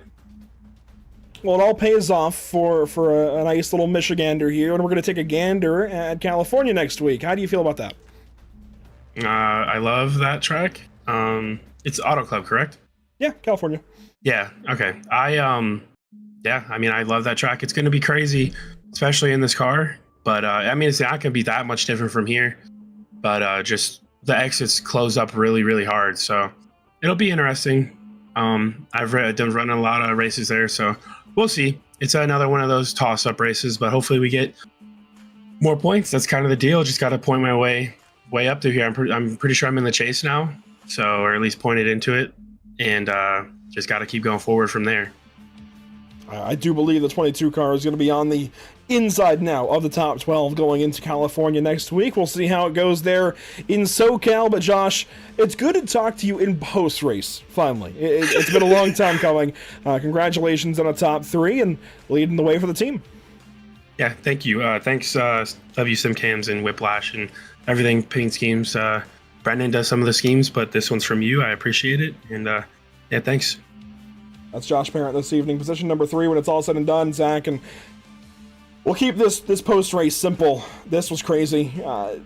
Next up, California. It could very well be kind of in the same vein. I think it's a little more natural for these guys. It's a little more naturally shaped than Pocono. Certainly, Pocono is an oddity. So I think we can hope for, maybe a slightly different outcome next week. But we'll just have to wait and see how things go.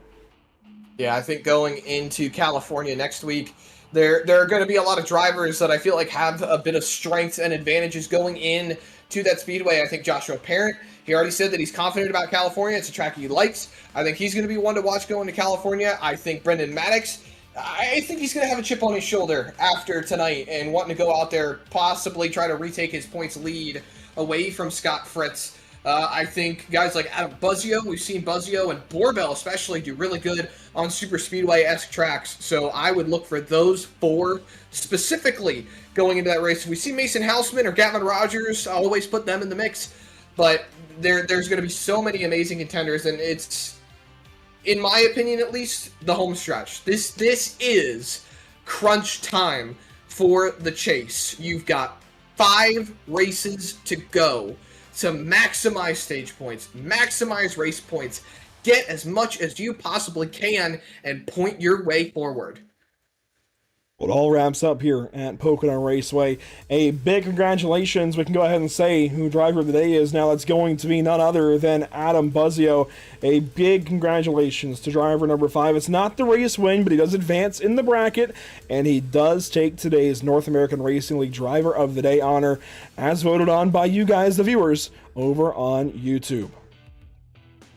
Coming for us here at Pitstop TV, this is how things look. Next up, Auto Club Speedway. And in fact, it's a lot of West Coast racing for us these next 3 broadcasts as things stand. Zach, we're in SoCal for the next couple with Auto Club Speedway down in Fontana, California, then Kevin Harvick's Kern Raceway in Bakersfield, California, and then it's out to Southern Nevada, right there in that tri-state area with Nevada, California, and Arizona as we go to the Las Vegas Motor Speedway in January of 2026. So a lot of West Coast racing coming up for us, and boy, it's going to be interesting to see how things evolve from here, especially in this BRB Sundance Pro Series, but also that Kern Raceway, that Kern Winter Classic is going to be a lot of fun. I hear that Matt Rolfe has some new ideas. We'll have to see what ends up happening there as we move on here this winter.